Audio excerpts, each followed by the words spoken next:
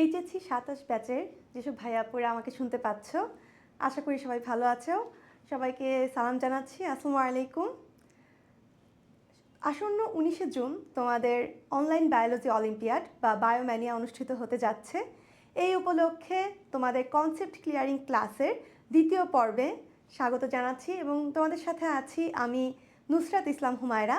Dhaka medical কলেজের ৫ম বর্ষে অধ্যয়নরত আছি এখন বর্তমানে এবং মেডিকোতে জুলজি ডিপার্টমেন্টে ইনস্ট্রাক্টর হিসেবে আছি।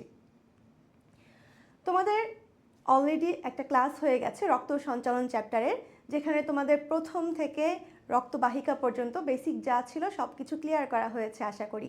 আজকে এই চ্যাপ্টারেরই বাকি অংশ অর্থাৎ মানব হৃৎপিণ্ড থেকে শেষ পর্যন্ত এটুকু আমরা কমপ্লিট করব। সবাই আশা করি সুন্দর মতো মনোযোগ দিবে, তাহলে ক্লাসের পর ক্লাসে কমপ্লিট হয়ে যাবে। তাহলে শুরু করছি আমাদের আজকের পড়া। আমাদের তাহলে পড়া শুরু হলো মানব হৃৎপিণ্ড দিয়ে। দেখো, মানব হৃৎপিণ্ড, এখন হৃৎপিণ্ড আমরা কাকে বলছি? দেখো, দেহের যে প্রকোষ্ঠময় পেশল অঙ্গের নিরবচ্ছিন্ন ছন্দময় সংকোচন প্রসারণের মাধ্যমে সমগ্র দেহে রক্ত সংবহিত হয় তাকে বলছি আমরা হৃৎপিণ্ড। অর্থাৎ হৃৎপিণ্ড আমাদের একটা পাম্প যন্ত্র হিসেবেও পরিচিত। এই যে মানব দেহের পাম্প যন্ত্র হিসেবে পরিচিত এই হৃৎপিণ্ড। এখন দেখো, এখানে কয়েকটা এমসিকিউ আছে যেটা তোমাদের এইচএসসিতে আসবে, প্লাস তোমাদের বায়োম্যানিয়াতে অনেক কাজে লাগবে এবং তোমাদের ভর্তি যুদ্ধে যখন তোমরা নামবে, সেটা যেখানেই তোমরা ভর্তি পরীক্ষা দাও না কেন, মেডিকেল বা ভার্সিটি বা ইঞ্জিনিয়ারিং যে কোনো জায়গায়, এই চ্যাপ্টার এই জিনিসগুলো তোমাদের ফেস করতেই হবে। তাহলে এই কয়টা কনসেপ্ট একদম ক্লিয়ার করে নাও। দেখো, একজন সুস্থ মানুষের জীবদ্দশায় হৃৎপিণ্ড গড়ে কতবার স্পন্দিত হচ্ছে? ২৬০০ মিলিয়ন বার স্পন্দিত হচ্ছে এবং এর মাধ্যমে কতটুকু রক্ত বের করে দিচ্ছে? দেখো, ১৫৫ মিলিয়ন লিটার অথবা ১.৫ লক্ষ টন। দেখো, লিটারে আছে একটা আর একটা টনে আছে। লিটার কত? ১৫৫ মিলিয়ন লিটার এবং টন কত? ১.৫ লক্ষ টন। এখন দেখো, পুরুষ এবং নারীদের হৃৎপিণ্ডের ওজন দেয়া আছে। পুরুষের হৃৎপিণ্ডের ওজন ২৫০ থেকে ৩৯০ গ্রাম এবং স্ত্রীতে কত? ২০০ থেকে ২৭৫। এখন আমরা যেসব সংখ্যা আমাদের মানে রেঞ্জ আকারে থাকে সেগুলো আমরা সাধারণত কি করি? প্রথম সংখ্যাটাই মনে রাখি। তাহলে এক্ষেত্রে পুরুষের ক্ষেত্রে আমরা মনে রাখবো ২৫০ গ্রাম এবং স্ত্রীদের ক্ষেত্রে মনে রাখবো ২০০ গ্রাম। তাহলে আমাদের হৃৎপিণ্ডের ওজন পুরুষের ক্ষেত্রে ২৫০ এবং স্ত্রীর ক্ষেত্রে ২০০ গ্রাম। ঠিক আছে? এখন দেখো একটা ইম্পর্টেন্ট কোয়েশ্চেন, এটা কি? ভ্রূণ অবস্থায় মাতৃগর্ভে ৪ সপ্তাহ থেকে হৃদস্পন্দন শুরু হয়। এটা আমাদের প্রিভিয়াস ইয়ারের কোয়েশ্চেন, সো তোমাদের নেক্সট এক্সামগুলোর জন্য অনেক বেশি ইম্পর্টেন্ট। তাহলে দেখো, মাতৃগর্ভে ৪ সপ্তাহ থেকে আমাদের যে হৃদস্পন্দন শুরু হয় সেটা আমাদের আমৃত্যু চলতে থাকে। এরপর দেখো, আমাদের হৃৎপিণ্ডের অবস্থান নিয়ে বলা আছে। হৃৎপিণ্ডের অবস্থানের মধ্যে আমাদের দেখো, পঞ্চম এবং ষষ্ঠ যে পৌশুকা, এই দুইটার মাঝামাঝি যে ফাঁকা জায়গা, সেই জায়গাটায় আছে আমাদের হৃৎপিণ্ড। দেখো, পৌশুকা তোমরা হয়তো জেনে আসছো। দেখো, বুকের পাঁজর, আমাদের ফুসফুস যে অংশটা দিয়ে ঢাকা থাকে বুকের পাঁজর দিয়ে, তো বুকের পাঁজরের যে হাড় সেগুলোকে আমরা বলছি পৌশুকা বা রিবস। তো এর মধ্যে পঞ্চম এবং ষষ্ঠ নাম্বার যে পৌশুকা, তাদের মাঝখানে যে ফাঁকা জায়গাটুকু থাকে সেইখানে আমাদের হৃৎপিণ্ড অবস্থান করছে। এখন এই হৃৎপিণ্ড দেখতে ত্রিকোণাকার। নর্মালি দেখো, আমরা পিরামিড দেখেছি না মুভিতে? তো পিরামিড কি হয়? উপরের দিকে আমাদের থাকে অ্যাপেক্স এবং নিচের দিকে থাকে চওড়া বেস। কিন্তু আমাদের হার্টের ক্ষেত্রে জিনিসটা উল্টা, মানে আমাদের বেস থাকবে উপরে এবং অ্যাপেক্স থাকবে নিচে। এই যে দেখো, সূচালো শীর্ষদেশ বা অ্যাপেক্স থাকবে নিচের দিকে এবং চওড়া গোড়া যেটা, এটা হলো থাকবে ঊর্ধ্বমুখী। তার মানে অনেকটা আমাদের উল্টা পিরামিডের মতো অবস্থান করে থাকে এই হৃৎপিণ্ড। তাহলে এখন আমরা দেখো, প্রথম পেজে কিন্তু অনেকগুলো ইনফরমেশন আমরা পড়ে ফেলেছি এবং অনেকগুলো এমসিকিউ কভার হয়ে যাবে। তাহলে ফার্স্ট থেকে যদি আমি আরেকবার ওভারভিউ করি, দেখো, আমাদের হৃৎপিণ্ড গড়ে জীবদ্দশায় কতবার স্পন্দিত হচ্ছে? ২৬০০ মিলিয়ন বার। কতটুকু রক্ত বের করে দিচ্ছে? ১৫৫ মিলিয়ন লিটার অথবা ১.৫ লক্ষ টন। পুরুষের ক্ষেত্রে হৃৎপিণ্ডের ওজন কত? ২৫০ গ্রাম এবং স্ত্রীদের ক্ষেত্রে ২০০ গ্রাম। এবং হৃদস্পন্দন শুরু হয় কখন? ভ্রূণ অবস্থায় মাতৃগর্ভে ৪ সপ্তাহ বয়স থেকে, এটা চলতে থাকে আমৃত্যু। এখন দেখো, অবস্থান কোথায়? পঞ্চম এবং ষষ্ঠ পৌশুকার যে মাঝামাঝি ফাঁকা অবস্থান, সেই জায়গায় আমাদের হৃৎপিণ্ড অবস্থিত এবং হৃৎপিণ্ডের আকৃতি হলো ত্রিকোণাকার। তাহলে আমাদের কিন্তু প্রথম পেজে ইনফরমেশন যা ছিল সেগুলো ক্লিয়ার। এখন আমরা দেখো আসি হৃৎপিণ্ডের আকার এবং আকৃতিতে। হৃৎপিণ্ডের রং বলা আছে লালচে খয়েরি। এখন এই যে ত্রিকোণা মোচার মতো আমরা পড়েছি অলরেডি, উল্টা পিরামিডের মতো অথবা ত্রিকোণা মোচার মতো, যেটা উপরের দিকে চওড়া যেটা সেটা হলো আমাদের বেস এবং নিচের দিকে সুচালো এটা হলো আমাদের অ্যাপেক্স। এই যে চওড়া ঊর্ধ্বমুখী অংশ যেটা সেটা হলো আমাদের বেস এবং সরু যে নিম্নমুখী অংশ এটা হচ্ছে আমাদের অ্যাপেক্স। এবং দেখো তোমাদের একটা সুন্দর ইনফরমেশন দেওয়া আছে, সেটা হলো হৃৎপিণ্ডের দৈর্ঘ্য কত 12 সেন্টিমিটার এবং প্রস্থ কত 8 সেন্টিমিটার। এককটা তোমরা ভালোভাবে খেয়াল করবে। সংখ্যা ভিত্তিক যে কোনো প্রশ্ন আসলে আমরা সাথে সাথে সংখ্যা দেখার পাশাপাশি অবশ্যই এককটা খেয়াল করব। দেখা গেছে তোমাদের অপশনে থাকবে হৃৎপিণ্ডের দৈর্ঘ্য কত, প্রথমেই তোমাকে 12 সেন্টিমিটার জীবনেও দিবে না, ফার্স্টে দিবে 12 মিলিমিটার, তারপরে হয়তো দিতে পারে 12 মিটার, তারপরে 12 সেন্টিমিটার, ঠিক আছে, তারপর 12 ন্যানোমিটার দিল। তো প্রথমেই আমরা কি করি, দেখা গেছে যে তোমাকে হয়তো সংখ্যা একটু চেঞ্জ করে দিল, তখন তোমরা প্রথমে কী করবে, সংখ্যার দিকে তোমার নজরটা যাবে, ঠিক আছে। এখন যেহেতু তোমার সংখ্যা আমি সেম রেখেছি, তখন তুমি আমি এককটা খেয়াল করবে। দেখো তাহলে আমাদের উত্তর কিন্তু আমাদের 12 সেন্টিমিটার, ঠিক আছে। তাহলে এককটা কিন্তু ভুল করা যাবে না। দৈর্ঘ্য প্রস্থ দুইটাই আমরা সেন্টিমিটারে প্রকাশ করছি। দৈর্ঘ্য আমাদের 12 সেন্টিমিটার এবং প্রস্থ আমাদের 8 সেন্টিমিটার, ঠিক আছে। এবং রং কি আমাদের লালচে খয়েরি। এরপর দেখো এই যে আমাদের সংখ্যা বিষয়ক যে তথ্য আমরা অলরেডি পড়ে ফেলেছি, সেই জিনিসটাই আবার সুন্দর করে তোমাদের এখানে বলা আছে। দেখো স্পন্দন হচ্ছে টোটাল কত 2600 মিলিয়ন বার, রক্ত বের করে দিচ্ছে কত 155 মিলিয়ন লিটার অথবা 1.5 লক্ষ টন। এরপর দেখো আমাদের পুরুষের ওজন কত পড়েছি 250 গ্রাম, স্ত্রী দেহের ওজন হৃৎপিণ্ডের ওজন কত পড়েছি 200 গ্রাম। এরপর দেখো আমাদের প্রথম স্পন্দন শুরু হচ্ছে কবে 4 সপ্তাহ বয়স থেকে। হৃৎপিণ্ডের দৈর্ঘ্য 12 সেন্টিমিটার এবং প্রস্থ কত আমাদের 8 সেন্টিমিটার। তাহলে আমাদের যে দুই পেজে মেইন যে ইনফরমেশনগুলো ছিল সেগুলো কিন্তু অলরেডি পড়া শেষ। এখন তোমাদের নেক্সট টপিক দেখো আমাদের হৃৎপিণ্ডের যে আবরণ। তো দেখো হৃৎপিণ্ডের আবরণ বা যে কোনো কিছু আবরণকে আমরা পেরি ওয়ার্ডটা দিয়ে ডিফাইন করি। এরপরে দেখো হৃৎপিণ্ড রিলেটেড যা যা আছে সব কিছুতেই কিন্তু আমরা কার্ডিও বা কার্ডিয়াক এই কথাটা ইউজ করি। তাহলে দেখো হৃৎপিণ্ডের যে আবরণী সেটাকে কি বলবো আমরা, হৃৎপিণ্ডের আবরণের নাম হলো পেরিকার্ডিয়াম। এখন দেখো এই পেরিকার্ডিয়ামের আবার দুইটা লেয়ার আছে। দেখো পেরিকার্ডিয়াম একটা কি, একটা হলো আমাদের ফাইব্রাস, এই যে এটা হলো আমাদের পেরিকার্ডিয়াম। পেরিকার্ডিয়ামের দুইটা পার্ট, একটা হলো ফাইব্রাস পেরিকার্ডিয়াম আর একটা হলো আমাদের সেরাস পেরিকার্ডিয়াম। এখন দেখো শক্ত যে অংশটা মানে ধরলাম এটা হৃৎপিণ্ড, এটা হলো হৃৎপিণ্ডের আবরণী। এই হৃৎপিণ্ডের আবরণীটাকে বলছি আমরা পেরিকার্ডিয়াম। পেরিকার্ডিয়ামের উপরের দিকটা হলো আমাদের শক্ত বা তন্তুময়, সেটাকে আমরা বলছি ফাইব্রাস পেরিকার্ডিয়াম, এবং ভেতরের যেটুকু সেটাকে বলছি আমরা সেরাস পেরিকার্ডিয়াম। এই সেরাস পেরিকার্ডিয়ামের আবার দুইটা পার্ট আছে। এই সেরাস পেরিকার্ডিয়ামে দেখো আমাদের দুইটা অংশ আছে। দেখো সেরাস পেরিকার্ডিয়ামের মধ্যে আছে, দেখো একটা হলো প্যারাইটাল স্তর আর একটা হলো আমাদের ভিসেরাল স্তর। দেখো এখন প্যারাইটাল আর ভিসেরাল কি, যেটা বাইরের দিকে থাকছে সেটা আমাদের প্যারাইটাল এবং যেটা ভেতরের দিকে থাকছে সেটা ভিসেরাল। দেখো প্যারাইটাল আর ভিসেরাল ভেতরে থাকছে তাই হলো ভিসেরাল। দেখো ভিতরের ভ ভিসেরালের ভ, এই দুইটা যদি মিলাই তাহলে আমাদের কিন্তু সুন্দর মতো হয়ে যাচ্ছে। তাহলে আমরা ওভারঅল যদি বলি পেরিকার্ডিয়ামের দুইটা অংশ ফাইব্রাস এবং সেরাস পেরিকার্ডিয়াম। সেরাস পেরিকার্ডিয়াম আবার দুইটা ভাগে বিভক্ত, একটা হলো আমাদের প্যারাইটাল স্তর আর একটা হলো আমাদের ভিসেরাল স্তর। প্যারাইটাল স্তর যেটা সেটা থাকছে আমাদের বাইরের দিকে এবং ভিসেরাল স্তর যেটা সেটা থাকছে আমাদের ভেতরের দিকে। এখন দেখো আমি যে বললাম এটা হলো আমার হৃৎপিণ্ড, এটা হলো আমার পেরিকার্ডিয়াম। এখন এই হৃৎপিণ্ড আর পেরিকার্ডিয়ামের মাঝে একটু ফাঁকা জায়গা আছে। দেখো আমি হাতের কিন্তু মাঝখানে আমি ফাঁকা অংশ রেখেছি। তো এই ফাঁকা যে জায়গাটা এখানে কিছু একটা তো থাকবে, এটা নিশ্চয়ই ফাঁকা থাকবে না। কি আছে এখানে, আছে আমাদের পেরিকার্ডিয়াল ফ্লুইড। এই পেরিকার্ডিয়াল ফ্লুইডের কাজ কি, দেখো তাপ, চাপ এবং ঘর্ষণজনিত যে আঘাত সেখান থেকে রক্ষা করে এই হৃৎপিণ্ডের পেরিকার্ডিয়াল ফ্লুইড যে অংশটা। দেখবে তোমাদের বিভিন্ন অঙ্গের ফুসফুসের কথা বলি, এখানে হৃৎপিণ্ডের কথা বলছি আমরা। প্রত্যেকটা এই লেয়ার অর্থাৎ আবরণী এবং ওই অঙ্গটার মাঝামাঝি যে ফাঁকা অংশটা ওখানে এক ধরনের ফ্লুইড থাকে বা তরল থাকে, সেই তরলটার কাজই হলো বাইরের এই তাপচাপ ঘর্ষণ থেকে ওই অঙ্গটাকে রক্ষা করা। এখানেও সেই পেরিকার্ডিয়াল ফ্লুইডের কাজ হলো সেম। ওকে, তাহলে আমাদের এইটুকু পড়া হয়ে গেল। এবার আমরা হৃৎপিণ্ডের প্রাচীরে চলে যাব।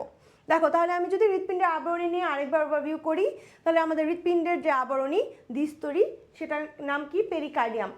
এটা হলো দুই ভাগে বিভক্ত, একটা হলো ফাইব্রাস পেরিকার্ডিয়াম আর একটা সেরাস পেরিকার্ডিয়াম। বাইরের দিকে যে শক্ত তন্তুময় সেটা আমাদের ফাইব্রাস এবং ভেতরের দিকে আমাদের সেরাস পেরিকার্ডিয়াম। সেরাসটা আবার দুই ভাবে বিভক্ত, একটা হলো প্যারাইটাল স্তর আর একটা ভিসেরাল স্তর। প্যারাইটাল স্তর থাকছে বাইরে এবং ভিসেরালটা থাকছে ভেতরে। আর এই পেরিকার্ডিয়াম এবং এই হৃৎপিণ্ডের মাঝখানে যে ফাঁকা অংশ সেখানে আমাদের থাকছে পেরিকার্ডিয়াল ফ্লুইড, যেটা আমাদের তাপ, চাপ এবং ঘর্ষণ থেকে রক্ষা করছে। ঠিক আছে, তাহলে আমরা এখন হৃৎপিণ্ডের প্রাচীরে চলে যাই। দেখো হৃৎপিণ্ডের প্রাচীর আছে তিনটা, একটা এপিকার্ডিয়াম, মায়োকার্ডিয়াম, একটা এন্ডোকার্ডিয়াম। দেখো নামের সাথে কিন্তু আমরা বুঝে যাচ্ছি কোনটা বাইরে থাকছে, কোনটা মাঝে থাকছে আর কোনটা ভেতরে থাকছে। এপি মানে কি? বাইরে। ঠিক আছে, তার মানে কি এপিকার্ডিয়াম আমাদের কোথায় থাকবে? এটা বাইরের লেয়ার। দেখো এই বাইরের লেয়ার থেকে আমরা একটা জিনিস ইম্পর্টেন্ট, এই যে সর্ববহিস্থ স্তর হৃৎপিণ্ডের, এখানে দেখো সুন্দর করে লেখা আছে এই স্তরে আমাদের বিক্ষিপ্তভাবে চর্বি লেগে থাকে। এটা কিন্তু আমাদের প্রিভিয়াস ইয়ারের কোয়েশ্চেন, সো এটাকে অনেক ভালোভাবে ইম্পর্টেন্স দিয়ে পড়তে হবে।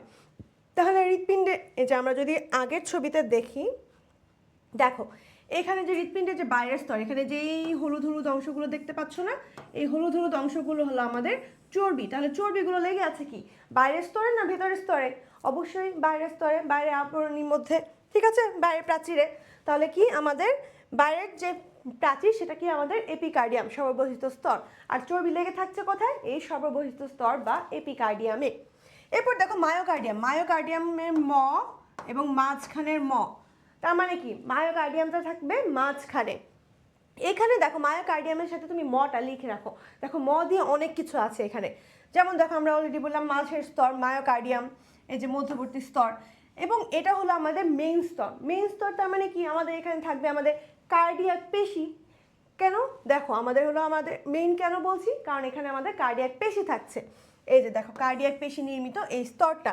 আর যেখানে আমাদের পেশি থাকবে সেখানে আমাদের কি থাকে? অ্যাক্টিন আর মায়োসিন, যারা হলো আমাদের পেশি সংকোচন প্রসারণে হেল্প করে। এই যে দেখো সংকোচন প্রসারণে ভূমিকা রাখছে কে? মায়োকার্ডিয়াম। তাহলে কি মায়োকার্ডিয়াম আমাদের মেইন কাজটা করছে না হৃৎপিণ্ডের ক্ষেত্রে?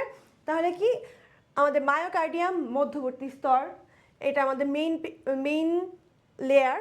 এখানে আমাদের কার্ডিয়াক পেশি থাকে এবং কার্ডিয়াক পেশি যেহেতু থাকে তার মানে কি অ্যাক্টিন মায়োসিনও এখানে থাকছে, যেটা আমাদের পেশি সংকোচন প্রসারণে হেল্প করে।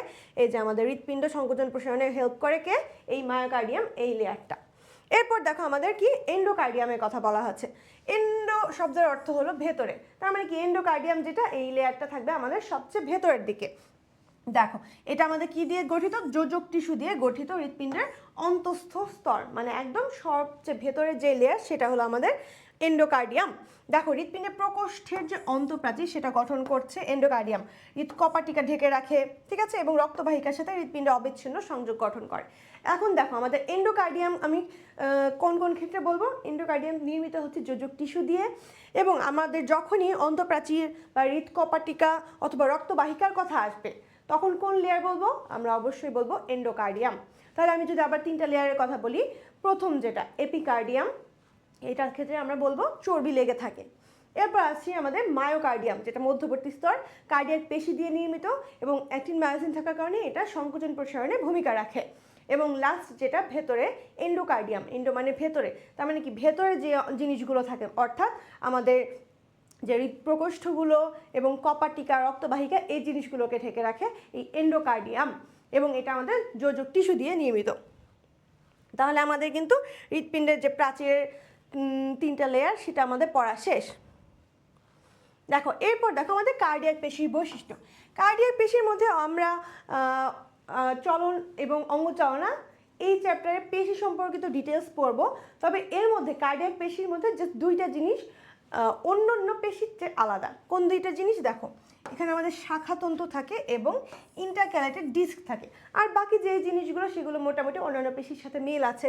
যেমন ধরো যে আমাদের পেশিতন্তু থাকে এবং প্রত্যেকটা কোষ হলো সার্কোলেমা নামক সূক্ষ্ম ঝিল্লি দিয়ে আবৃত, এবং এই পেশি কোষের যে সাইটোপ্লাজম সেটাকে আমরা কি বলছি? সার্কোপ্লাজম।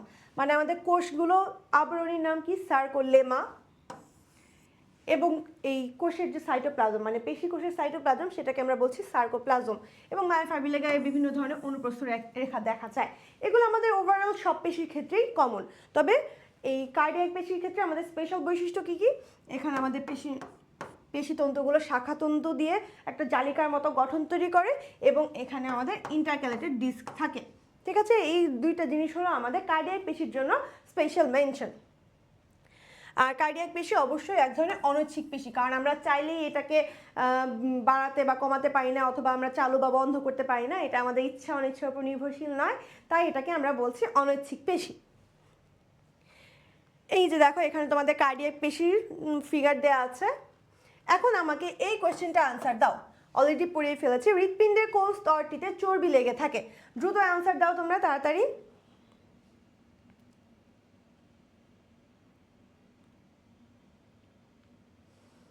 যারা যারা লাইভ দেখছো তারা আনসার দিয়ে ফেলো। আজকে এই কোয়েশ্চেনটা আমি অলরেডি পড়িয়ে ফেলেছি। হৃৎপিণ্ডের কোন স্তরটিতে চর্বি লেগে থাকে?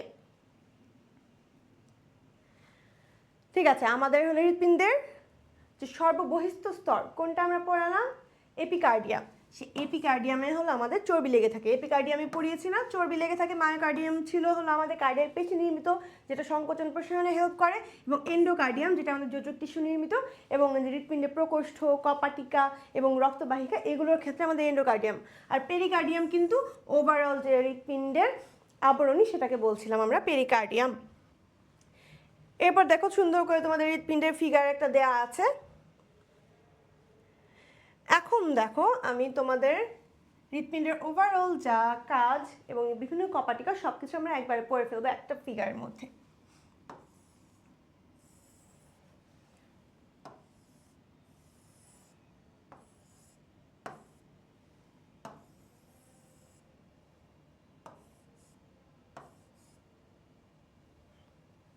দেখো হৃৎপিণ্ডের প্রকোষ্ঠ আমরা জানি ছোটবেলা থেকে, এটা হলো আমাদের 4 প্রকোষ্ঠ বিশিষ্ট হৃৎপিণ্ড। তো এখানে দেখো এটা হলো আমাদের রাইট অ্যাট্রিয়াম, এটা হলো লেফট অ্যাট্রিয়াম, এটা আমাদের রাইট ভেন্ট্রিকল, এটা হলো আমাদের লেফট ভেন্ট্রিকল। তার মানে কি, রাইট অ্যাট্রিয়াম মানে উপরের ডান পাশের যে উপরের প্রকোষ্ঠ সেটা আমাদের রাইট অ্যাট্রিয়াম বা ডান অলিন্দ, এবং নিচের যেটা সেটা রাইট ভেন্ট্রিকল বা ডান নিলয়, এবং সেমভাবে লেফট সাইড এটা আমাদের বাম অলিন্দ এবং বাম নিলয়। এখন দেখো আমাদের এই অ্যাট্রিয়াম আর ভেন্ট্রিকলের মাঝ দেখো এই দুইটা অ্যাট্রিয়াম, এই দুইটা অ্যাট্রিয়ামের মাঝখানে একটা পরস্পরকে আলাদা করার জন্য একটা পর্দা আছে, এটাকে আমরা কি বলি? ইন্টার অ্যাট্রিয়াল পর্দা। আর দুইটা ভেন্ট্রিকলের মাঝখানে যে পর্দাটা আছে সেটাকে আমরা বলছি ইন্টারভেন্ট্রিকুলার পর্দা।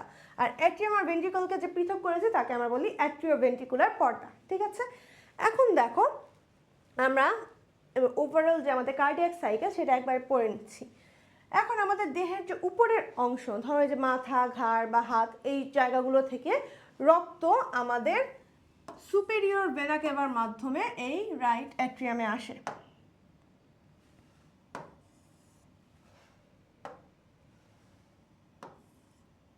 দেখো এটা হলো আমাদের সুপেরিয়র ভেনা কেভা। সুপেরিয়র ভেনা কেভার মাধ্যমে আমাদের দেহের উপরের অংশ থেকে ব্লাড রাইট অ্যাট্রিয়ামে আসলো।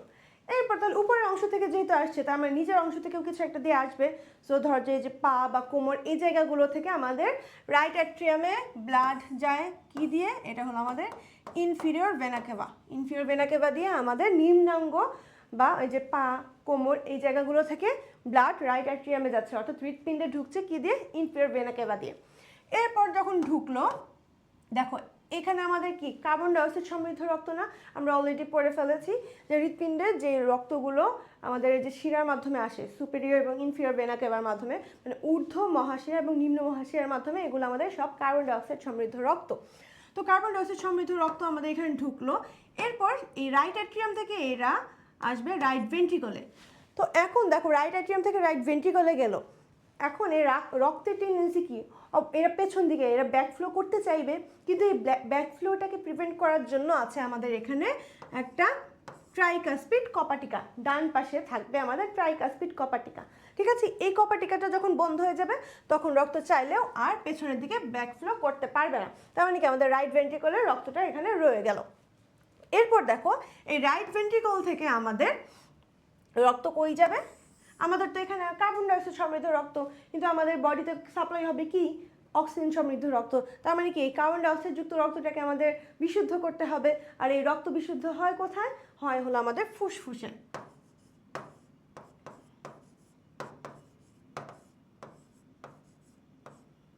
দেখো, তার মানে কি যে আমাদের এই রাইট ভেন্ট্রিকল থেকে কার্বন ডাইঅক্সাইড যুক্ত রক্ত গেল ফুসফুসে। এই ফুসফুসে রক্ত পিউরিফাইড হবে, মানে বিশুদ্ধ হবে, কার্বন ডাইঅক্সাইড থেকে অক্সিজেন সমৃদ্ধ রক্তে পরিণত হবে।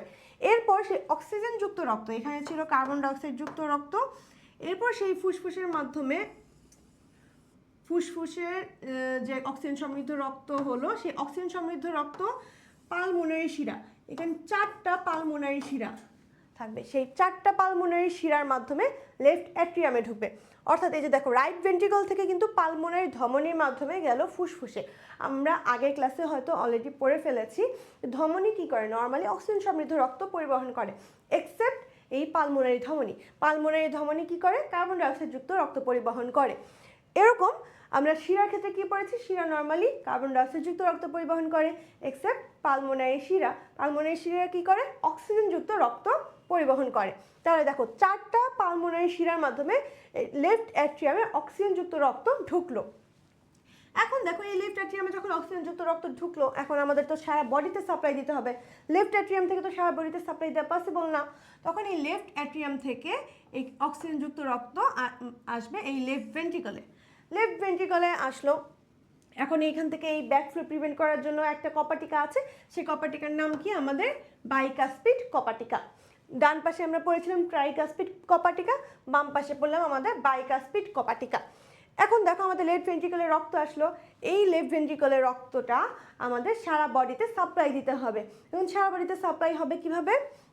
এখানে আছে আমাদের একটা অ্যাওর্টা, ঠিক আছে, অ্যাওর্টা বা মহাধমনী। এই অ্যাওর্টা বা মহাধমনীর মাধ্যমে আমাদের সম্পূর্ণ ব্লাডটা কোথায় চলে যাচ্ছে? দেহের মধ্যে চলে যাচ্ছে, ঠিক আছে। তাহলে কি দেখো, আমি আবার যদি রিক্যাপিচুলেট করি, ফার্স্টে আমাদের সুপেরিয়র এবং ইনফিরিয়র ভেনা কেভার মাধ্যমে রাইট অ্যাট্রিয়ামে কার্বন ডাইঅক্সাইড যুক্ত রক্ত ঢুকলো।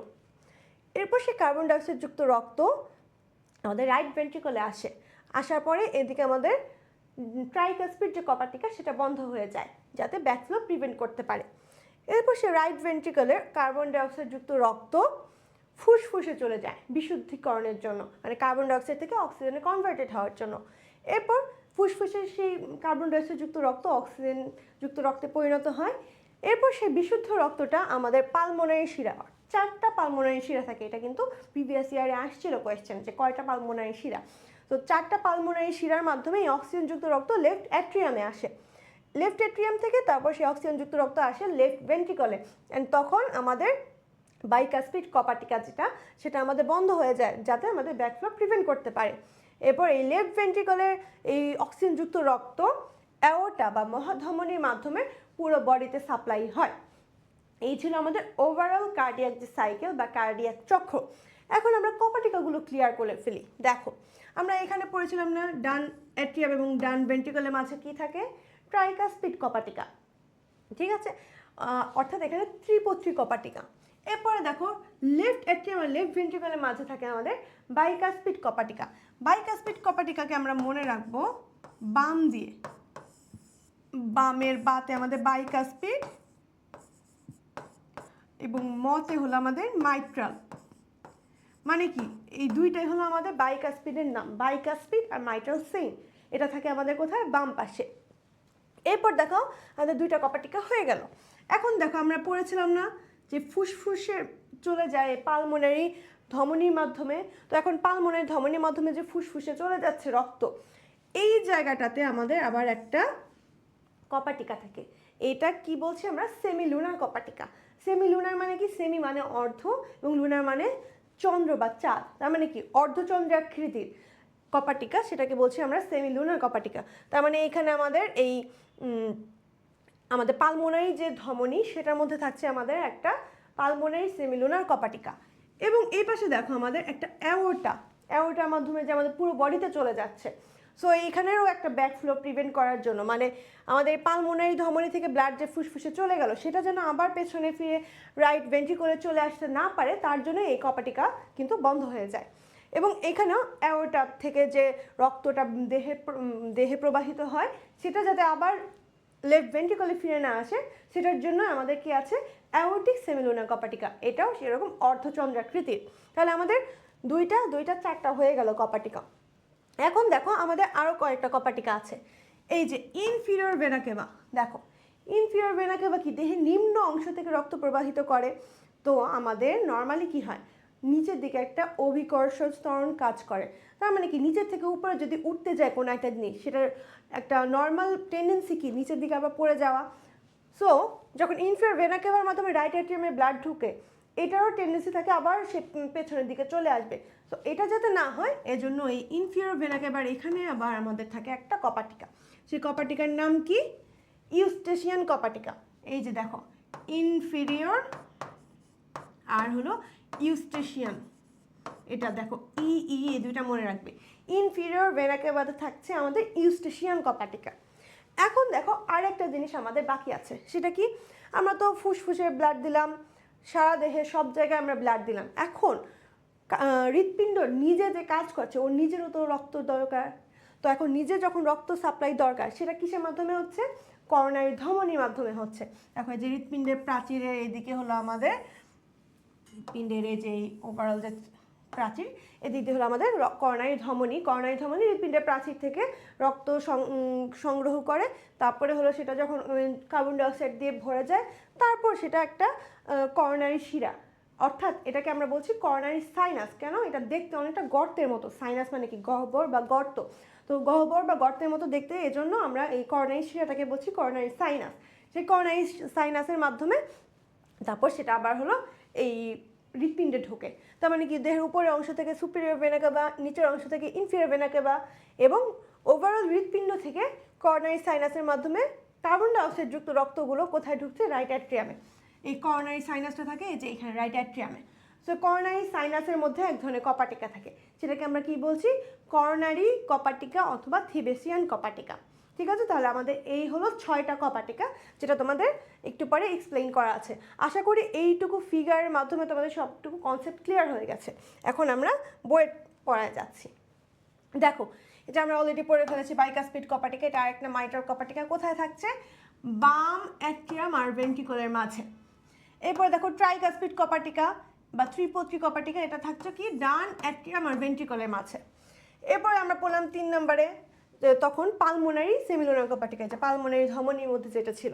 পালমোনারি সেমিলুনার কপাটিকা এটা কি ডান ভেন্ট্রিকল আর পালমোনারি ধমনি সংযোগস্থলে থাকছে। এরপর আসি আমাদের অ্যাওর্টিক সেমিলুনার কপাটিকা, এটা বাম ভেন্ট্রিকল আর অ্যাওর্টার সংযোগস্থলে। এবং লাস্টের যে দুইটা থিবেসিয়ান এবং ইউস্টেশিয়ান, থিবেসিয়ান বা করোনারি কপাটিকা এটা কোথায় ছিল, করোনারি সাইনাস আর ডান অ্যাট্রিয়ামের সংযোগস্থলে, এবং ইউস্টেশিয়ান ছিল আমাদের ইনফিরিয়র ভেনা কেভা এবং ডান অ্যাট্রিয়ামের সংযোগস্থলে। আশা করি এইটুকু তোমাদের ক্লিয়ার। এখন দেখো এইটুকুর মধ্যে কারো যদি কোনো কনফিউশন থাকে তাহলে তোমরা জানাতে পারো।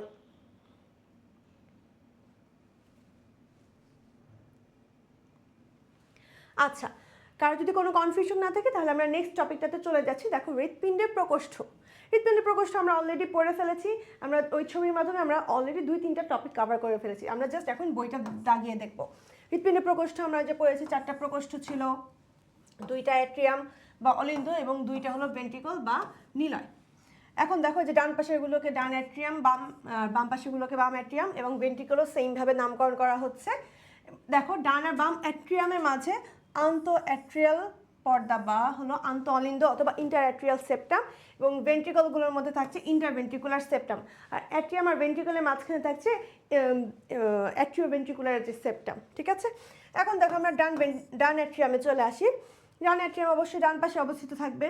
এখন দেখো এই জিনিসটা কি অপেক্ষাকৃত বড় এবং পাতলা প্রাচীরের কথা বলেছে। তোমরা হয়তো গত ক্লাসে পড়ে ফেলেছো ধমনী আর শিরার মধ্যে যেটা প্রাচীর পুরু সেটার কিন্তু ভেতরের অংশ ছোট, আর যেটা প্রাচীর পাতলা সেটা ভেতরের অংশ কিন্তু বড়। সেমভাবে দেখো ডান অ্যাট্রিয়ামের প্রাচীর পাতলা, তাই এই জিনিসটা কি হবে, বড় হবে। মানে যদি আমাদের প্রাচীরটা বেশি পুরু হয় তাহলে ভেতরে জায়গা কম, তার মানে ছোট। কিন্তু এখানে যেহেতু পাতলা প্রাচীর, তার মানে কি ভেতরে জায়গা বেশি, তার মানে জিনিসটা কি বড়, এই জিনিসটাই বলা আছে। এখন দেখো ডান অ্যাট্রিয়ামে আমাদের থাকছে SA নোড বা এই যে সাইনো অ্যাট্রিয়াল নোড।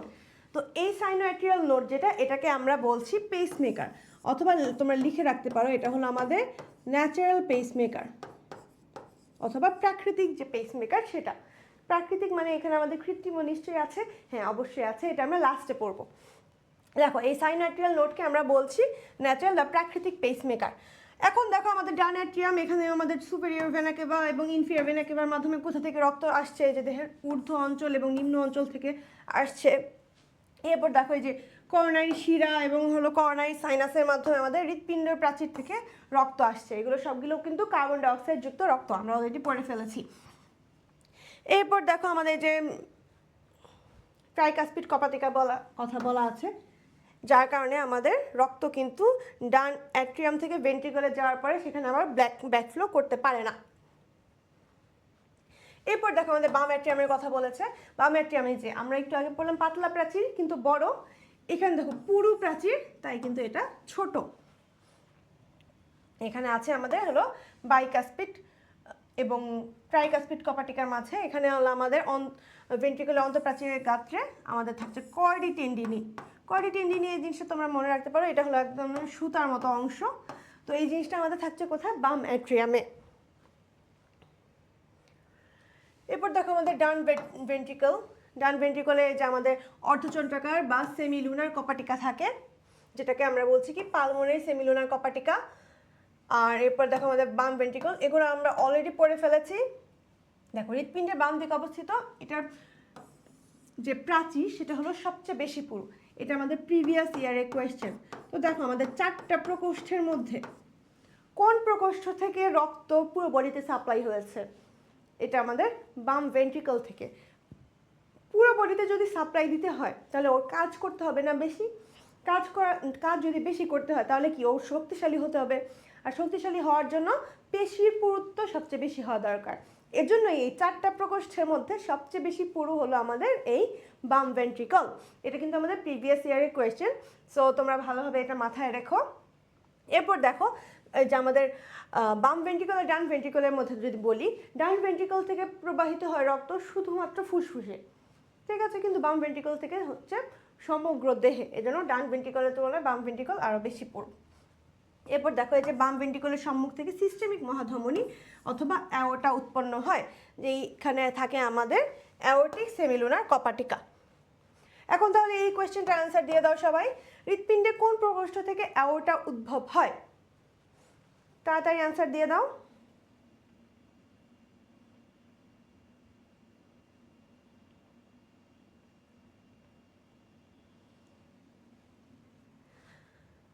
হৃৎপিণ্ডে কোন প্রকোষ্ঠ থেকে অ্যাওর্টার উদ্ভব হয়? তাহলে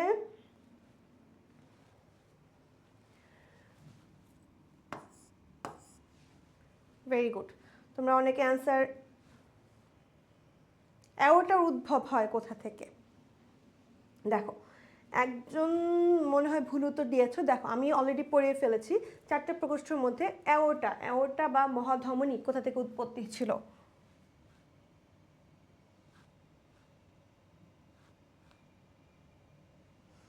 এই যে এখানে আমাদের অ্যাওর্টা ছিল না, এই অ্যাওর্টা থেকে যে পুরো বডিতে আমাদের ব্লাড সাপ্লাই হয়েছিল, তার মানে কি এটা কি অ্যাট্রিয়াম না ভেন্ট্রিকল?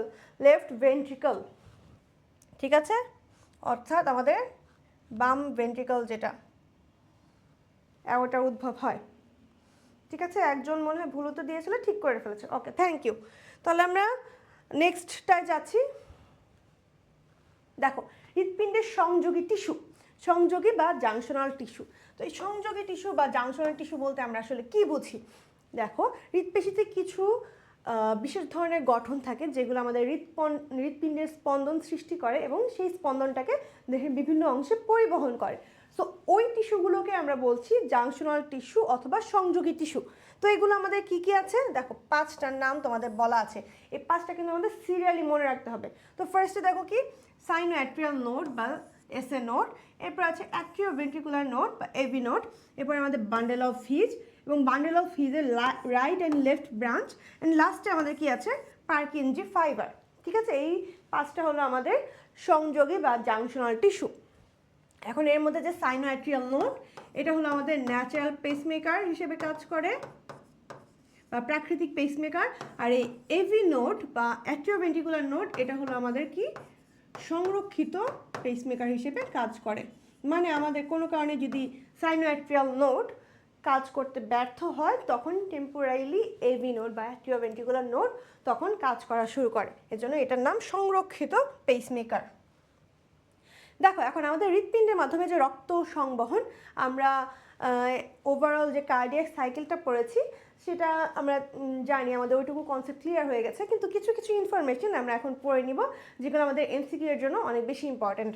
দেখো, তো আমাদের একজন প্রাপ্তবয়স্ক মানুষের বিশ্রামরত অবস্থায় টোটাল হৃদস্পন্দন হয় 70 থেকে 80 বার প্রত্যেক মিনিটে। তো 70 থেকে 80 গড় হলো আমাদের 75, অর্থাৎ দিনে প্রায় কতবার হৃদস্পন্দন ঘটে? 1 লক্ষ বার। প্রত্যেক মিনিটে ঘটে 70 থেকে 80, অথবা গড় যদি বলি তাহলে 75, এবং প্রত্যেক দিনে হয় কত? 1 লক্ষ বার স্পন্দন। এখন দেখো আমাদের হৃৎপিণ্ডের যে সংকোচন আর প্রসারণ, এই দুটার আলাদা আলাদা নাম আছে। সংকোচনকে আমরা কি বলছি? সিস্টোল। মনে রাখবা, স। তো সংকোচন যেটা, সেটাকে আমরা কি বলছি? সিস্টোল। এবং প্রসারণ যেটা, সেটা হলো আরেকটা কি হবে? সেটা হলো আমাদের ডায়াস্টোল। সংকোচনকে বলছি আমরা সিস্টোল, এবং প্রসারণ যেটা, সেটাকে বলছি আমরা ডায়াস্টোল। এখন দেখো, এই একটা সিস্টোল আর একটা ডায়াস্টোল, মানে 1 systole plus 1 diastole equals to 1 heartbeat বা একটা হৃদস্পন্দন। এই হৃদস্পন্দনের ক্ষেত্রে দেখো, এই হৃৎপিণ্ডে যে হৃদস্পন্দন সৃষ্টি হয়, এটার জন্য কিন্তু কোনো ধরনের আলাদা নিউরন থাকে না, বা কোনো আলাদা স্পন্দনের মানে আলাদা উদ্দীপনার প্রয়োজন হয় না। ঠিক আছে? সো এইখানে আমাদের নিজে থেকেই হৃৎপিণ্ড উদ্দীপনা তৈরি করে। তো এটা হলো আমাদের যেই টিস্যুর মাধ্যমে এটা শুরু হয়, সেটাকে বলছি আমরা সাইনোঅ্যাট্রিয়াল নোড। অ্যান্ড এই জন্যই কিন্তু এটাকে বলছি আমরা পেসমেকার। মানে পেস বা গতি বা যে স্পন্দন, এই জিনিসটা তৈরি করছে, এজন্য এটাকে আমরা পেসমেকার বলছি। অর্থাৎ আমাদের পেসমেকারকে, এটা হলো আমাদের সাইনোঅ্যাট্রিয়াল নোড। ঠিক আছে? তাহলে আমাদের এটুকু যদি আরেকবার বলি, প্রত্যেক মিনিটে আমাদের স্পন্দন কতবার হচ্ছে? 70 থেকে 80 বার। আর গড়ে কত? 75 বার। আর প্রত্যেক দিনে হচ্ছে হলো 1 লক্ষ বার। হৃৎপিণ্ডের সংকোচনকে বলছি আমরা সিস্টোল, এবং প্রসারণকে বলছি ডায়াস্টোল। একটা সিস্টোল আর একটা ডায়াস্টোল মিলে তৈরি করছে একটা হৃদস্পন্দন। আর হৃৎপিণ্ডের প্রাচীরে কোনো ধরনের নিউরন থাকে না, এটা একা একাই গতি বা স্পন্দন তৈরি করে। এজন্য এটা কোথা থেকে তৈরি হয়? তৈরি হয় সাইনোঅ্যাট্রিয়াল নোড থেকে। এজন্য এটাকে বলছি আমরা পেসমেকার। এখন দেখো আমাদের হৃৎপিণ্ডের মাধ্যমে কিভাবে রক্ত সংবহিত হচ্ছে, এই জিনিসটা আমরা অলরেডি পড়ে ফেলেছি ফিগারের মাধ্যমে। জাস্ট তোমরা একটু দাগিয়ে নাও। দেখো, ঊর্ধ্বভাগ থেকে আমাদের সুপেরিয়র ভেনা কেভার মাধ্যমে এবং নিম্নভাগ থেকে ইনফিরিয়র ভেনা কেভার মাধ্যমে আমাদের কার্বন ডাইঅক্সাইড যুক্ত রক্ত আসছে ডান অ্যাট্রিয়ামে। এরপর আমরা পুরোটুকু প্রসেস অলরেডি জেনে ফেলেছি। জাস্ট এই যে দেখো, ভেন্ট্রিকলে এখানে আমাদের বাইকাসপিড, ট্রাইকাসপিড, কপাটিকা বন্ধ হচ্ছে। এরপর হলো আমাদের অ্যাওর্টা এবং পালমোনারি ধমনির মাঝখানে যে সেমিনোনা কপাটিকা থাকে, সেগুলো খুলে গিয়ে আমাদের অ্যাওর্টাতে এবং পালমোনারি ধমনিতে চলে যাচ্ছে ব্লাড। এক জায়গায় যাচ্ছে হলো ফুসফুসে, আর এক জায়গায় অ্যাওর্টার মাধ্যমে যাচ্ছে পুরো দেহে। এখন দেখো, তোমাদের যে দ্বিবর্তনী সংবহন বলা হয়েছে, তো মানুষের হৃৎপিণ্ডের মাধ্যমে কিন্তু দ্বিবর্তনী সংবহন সংঘটিত হয়। তো দ্বিবর্তনী কেন? দেখো, আমাদের হৃৎপিণ্ড থেকে রক্ত 2 জায়গায় যাচ্ছে।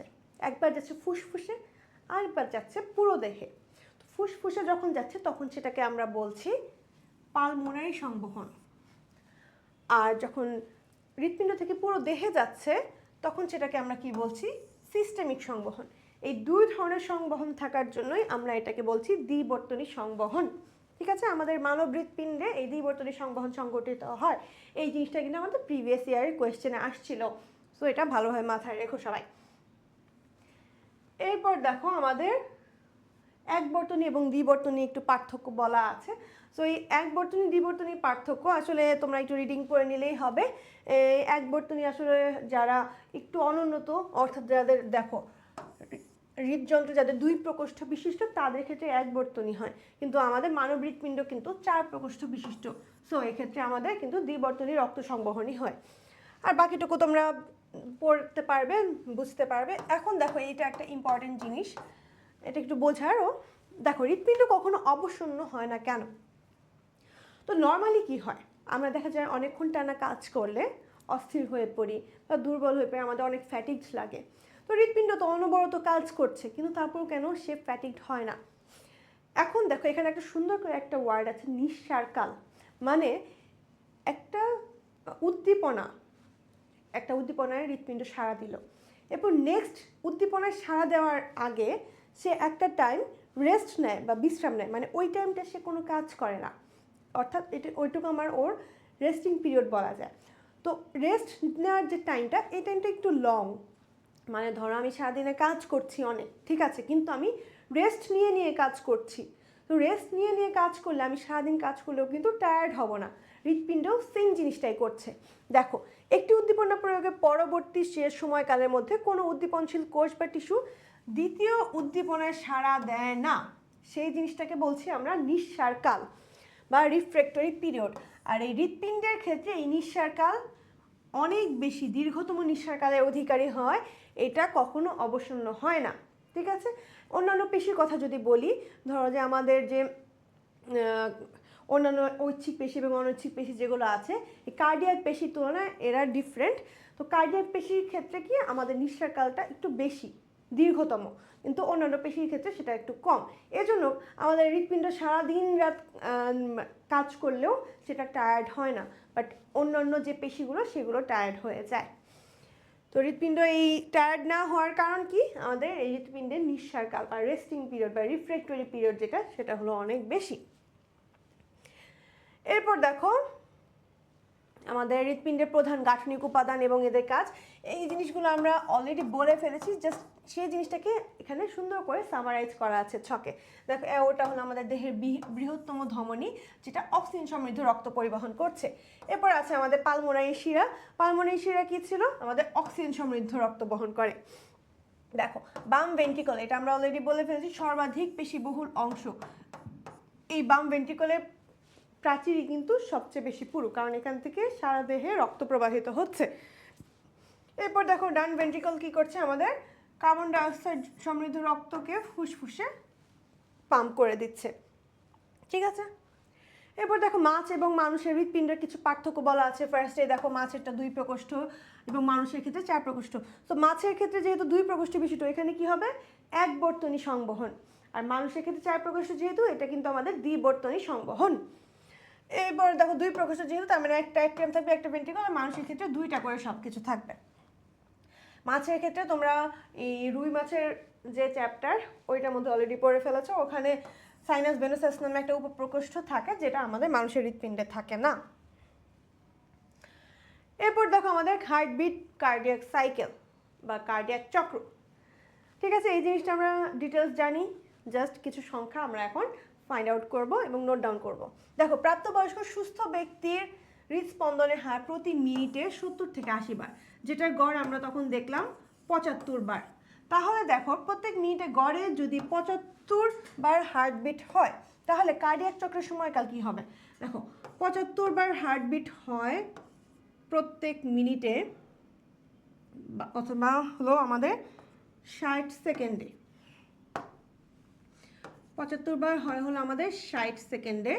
তাহলে একবার হচ্ছে কতটুকু সময়ে, 60/75, সেটা হলো আমাদের কত, 0.8 সেকেন্ড, ঠিক আছে। এই জিনিসটা দেখো সুন্দর করে বইয়ে ক্যালকুলেশন দেওয়া আছে। তাহলে কি প্রত্যেক মিনিটে অর্থাৎ 60 সেকেন্ডে হয় হলো আমাদের 75 বার স্পন্দন। তাহলে একবার স্পন্দনের সময় লাগে কত, 0.8 সেকেন্ড। অ্যান্ড এই সময়টাকেই আমরা বলছি আমাদের কার্ডিয়াক চক্রের যে সময়কাল। অর্থাৎ আমাদের একটা অ্যাট্রিয়াল চক্র অথবা একটা ভেন্ট্রিকুলার যে চক্র, দুইটার সময়ই কিন্তু 0.8 সেকেন্ড করে, ঠিক আছে। এখন তাহলে দেখো আমাদের এই যে উভয়ের স্থিতিকাল 0.8 সেকেন্ড। এখন আমাদের এই অ্যাট্রিয়ামের ডায়াস্টল এবং সিস্টলের কথা বলা আছে। আমরা ডায়াস্টল চক্র এবং সিস্টল চক্র, অ্যাট্রিয়ামের এবং ভেন্ট্রিকুলার যে চক্র, টোটালটা কিন্তু আমাদের সময় 0.8 সেকেন্ড। দেখো এখানে সুন্দর করে বলা আছে অ্যাট্রিয়ামের সিস্টলে, ডান অ্যাট্রিয়ামের যে সাইনোঅ্যাট্রিয়াল নোড, এই এসএ নোড থেকে আমাদের সংকোচনের সূত্রপাত ঘটে, যেখানে আমাদের পেস মেকার যে আমরা বললাম, পেসটা শুরু হয়। সো এখন দেখো আমাদের সাইনোঅ্যাট্রিয়াল নোডের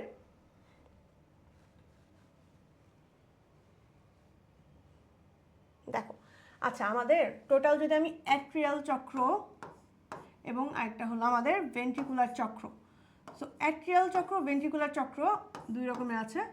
এখানে আছে আমাদের অ্যাট্রিয়াল ডায়াস্টোল এবং অ্যাট্রিয়াল সিস্টোল। ভেন্ট্রিকুলার মধ্যে আছে ভেন্ট্রিকুলার ডায়াস্টোল এবং ভেন্ট্রিকুলার সিস্টোল। সো এই প্রত্যেকটার ক্ষেত্রে কিন্তু টোটাল টাইম 0.8 সেকেন্ড, 0.8 সেকেন্ড করে। তাহলে এখন আমরা এই চারটার প্রত্যেকটার টাইম কিন্তু তোমাদের বইয়ে সুন্দর করে একটা ছক করে দেওয়া আছে। তো আমরা কি করব, চারটায় কি পড়বো? অবশ্যই না। চারটা পড়তে গেলে কিন্তু আমরা পরীক্ষার সময় এত অল্প সময়ের মধ্যে আমরা গুলিয়ে যেতে পারি যে কোনটা কোনটা ছিল। সো আমরা জাস্ট দুইটা পড়বো। কি কি? এই যে এডি আর হলো ভিডি। সো অ্যাট্রিয়াল যে ডায়াস্টোল এটার সময় হলো আমাদের 0.7 সেকেন্ড এবং ভেন্ট্রিকুলার যে ডায়াস্টোল সেটার সময় কত? 0.5 সেকেন্ড। ঠিক আছে, আমরা জাস্ট এই দুইটা পড়ব। তাহলে কি আমাদের অ্যাট্রিয়াল ডায়াস্টোলের সময় কত? 0.7 সেকেন্ড। ভেন্ট্রিকুলার ডায়াস্টোলের সময় কত পড়লাম? 0.5 সেকেন্ড। তাহলে দেখো আমরা এখন যদি ক্যালকুলেশন করি অ্যাট্রিয়াল সিস্টোলের তাহলে সময় কত আসবে? 0.8 থেকে মাইনাস করলাম 0.7, কত আসে? 0.1। ঠিক আছে, তার মানে কি এইটুকু হলো আমাদের অ্যাট্রিয়াল সিস্টোলের টাইম। আর ভেন্ট্রিকুলার সিস্টোলেরটা তাহলে কত হবে? 0.8 থেকে 0.5 যদি মাইনাস করি তাহলে কত আসে? এর মধ্যে 0.3। তাহলে এটা হলো আমাদের ভেন্ট্রিকুলার সিস্টোলের টাইম। তাহলে এইটুকু আশা করি ক্লিয়ার। আমরা ওইটুকু এখন মুখস্থ করব না, আমরা জাস্ট মুখস্থ করব এই দুইটা জিনিস, অ্যাট্রিয়াল ডায়াস্টোল এবং ভেন্ট্রিকুলার ডায়াস্টোল, অর্থাৎ এডি এবং ভিডি। এডির সময় 0.7 সেকেন্ড, ভিডির সময় কত? 0.5 সেকেন্ড। ওকে, এই জিনিসটাই দেখো তোমাদের বই সুন্দর করে বলা আছে। এই যে আমরা অ্যাট্রিয়ামের সিস্টোল পড়লাম না কত? 0.1 সেকেন্ড। এখন এই 0.1 সেকেন্ডকে আবার দুইটা ভাগে ভাগ করেছে। কি কি দুইটা ভাগ? একটা দেখো এই যে ডায়নামিক এবং আরেকটা হলো আমাদের অ্যাডায়নামিক ফেজ। তো এই যে 0.1 সেকেন্ডকে আমরা ভাগ করছি, প্রথম যে অর্ধেক 0.05 সেকেন্ড সেটাকে আমরা বলছি ডায়নামিক পর্যায়, এবং পরের যে 0.05 সেকেন্ড সেটুকুকে আমরা কি বলছি? অ্যাডায়নামিক পর্যায়। ঠিক আছে, এই সময়ে মাত্র 10% রক্ত অ্যাট্রিয়াম থেকে ভেন্ট্রিকুলে যায়, অর্থাৎ অ্যাট্রিয়ামের যে সিস্টোল সেখানে আমাদের 0.1 সেকেন্ডের মধ্যে মাত্র 10% ব্লাড অ্যাট্রিয়াম থেকে ভেন্ট্রিকুলে যাচ্ছে। এরপর আমাদের ভেন্ট্রিকুলার সিস্টোল আমরা কি পড়েছিলাম? এই যে ভেন্ট্রিকুলার সিস্টোলের সময় কত পড়েছিলাম আমরা? 0.3 সেকেন্ড। ঠিক আছে, এখানে আমাদের একটা যে কোন কোন কপাটিকাগুলো আমাদের বন্ধ হচ্ছে, দেখো ট্রাইকাসপিড এবং বাইকাসপিড কপাটিকা বন্ধ হচ্ছে। এবং এখানে কোন ধরনের শব্দ তৈরি হয়? দেখো লাভ। আমাদের হার্টের যতগুলো শব্দ সৃষ্টি হচ্ছে সেই শব্দগুলো সৃষ্টি হওয়ার কারণ যে কোনো একটা বা দুইটা কপাটিকা বন্ধ হওয়া, এবং সেটা কোথায় তৈরি হয়? ভেন্ট্রিকলে। সেটা ভেন্ট্রিকলের সিস্টোলে হোক আর ভেন্ট্রিকলের ডায়াস্টোলে হোক, সেটা হবে শুধুমাত্র ভেন্ট্রিকলে। ওকে, তাহলে দেখো ভেন্ট্রিকলের সিস্টোলে মানে যে আমাদের লাভ শব্দটা তৈরি হচ্ছে কোন কপাটিকা বন্ধ হওয়ার জন্য? দেখো ট্রাইকাসপিড এবং বাইকাসপিড কপাটিকা বন্ধ হওয়ার জন্য। এরপর দেখো ভেন্ট্রিকুলার যে ডায়াস্টোল, ভেন্ট্রিকুলার ডায়াস্টোল আমরা সময় কত পড়েছিলাম? 0.5 সেকেন্ড না? সেইখানে দেখো আমাদের কোন কপাটিকা বন্ধ হচ্ছে? এই যে সেমি লুনার কপাটিকা, এটা হলো আমাদের বন্ধ হচ্ছে। বন্ধ হয়ে কোন ধরনের শব্দ তৈরি হয়? এই যে দেখো ডাব শব্দ সৃষ্টি হচ্ছে। ঠিক আছে, তাহলে দেখো আমাদের শব্দ তৈরি হচ্ছে দুইটা, একটা লাভ একটা ডাব। তখন ডাব তৈরি হয় কোথায়? ডায়াস্টোলের সময়, এবং লাভ তৈরি হয় সিস্টোলের সময়। মনে রাখবে যে ডাবের ডা, ডায়াস্টোলের ডা। তাহলে শব্দ দুইটা লাভ এবং ডাব কোথায় তৈরি হচ্ছে? ভেন্ট্রিকলে। দুইটাই কিন্তু ভেন্ট্রিকলে। কখন তৈরি হচ্ছে? লাভ তৈরি হচ্ছে সিস্টোলে, ডাব তৈরি হচ্ছে ডায়াস্টোলে। ওকে, এবং কোন কোন কপাটিকা বন্ধ হওয়ার জন্য হচ্ছে? লাভ তৈরি হচ্ছে বাইকাসপিড এবং ট্রাইকাসপিড কপাটিকা বন্ধ হওয়ার জন্য, এবং ডাব তৈরি হচ্ছে আমাদের সেমি লুনার কপাটিকা বন্ধ হওয়ার জন্য। ঠিক আছে, সবগুলোই কিন্তু কপাটিকা বন্ধ হওয়ার জন্য হচ্ছে। তো তার মানে কি, একটা কপাটিকা যখন বন্ধ হবে তখন অপোজিটগুলো, যেমন এই যে বাইকাসপিড এবং ট্রাইকাসপিড যদি বন্ধ হয় তাহলে খুলবে কোনটা? সেমিলুনার কপাটিকা। ঠিক আছে, আর সেমভাবে সেমিলুনার কপাটিকা যদি বন্ধ হয় তাহলে খুলবে কোনটা? বাকি যেগুলো আছে।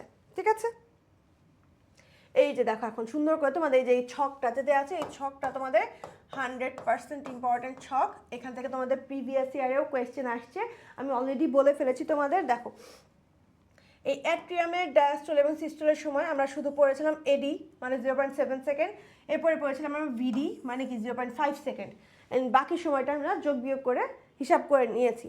এবং কোনটার সময় কোন শব্দ হয়, এই যে দেখো ভেন্ট্রিকলের শব্দ হচ্ছে, ভেন্ট্রিকলের সিস্টলে হচ্ছে লাভ এবং ডায়াস্টলে হচ্ছে হলো আমাদের ডাব, ডাবের ডা, ডায়াস্টলের ডা।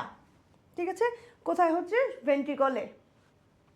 ওকে, এরপরে দেখো আমাদের এই যে ডিভিডির কাহিনী শেষ। এখন তাহলে এই কোয়েশ্চেনটার আনসার দিয়ে দাও সবাই, অ্যাট্রিয়ামের সিস্টলের সময় কত? দ্রুত আনসার দাও।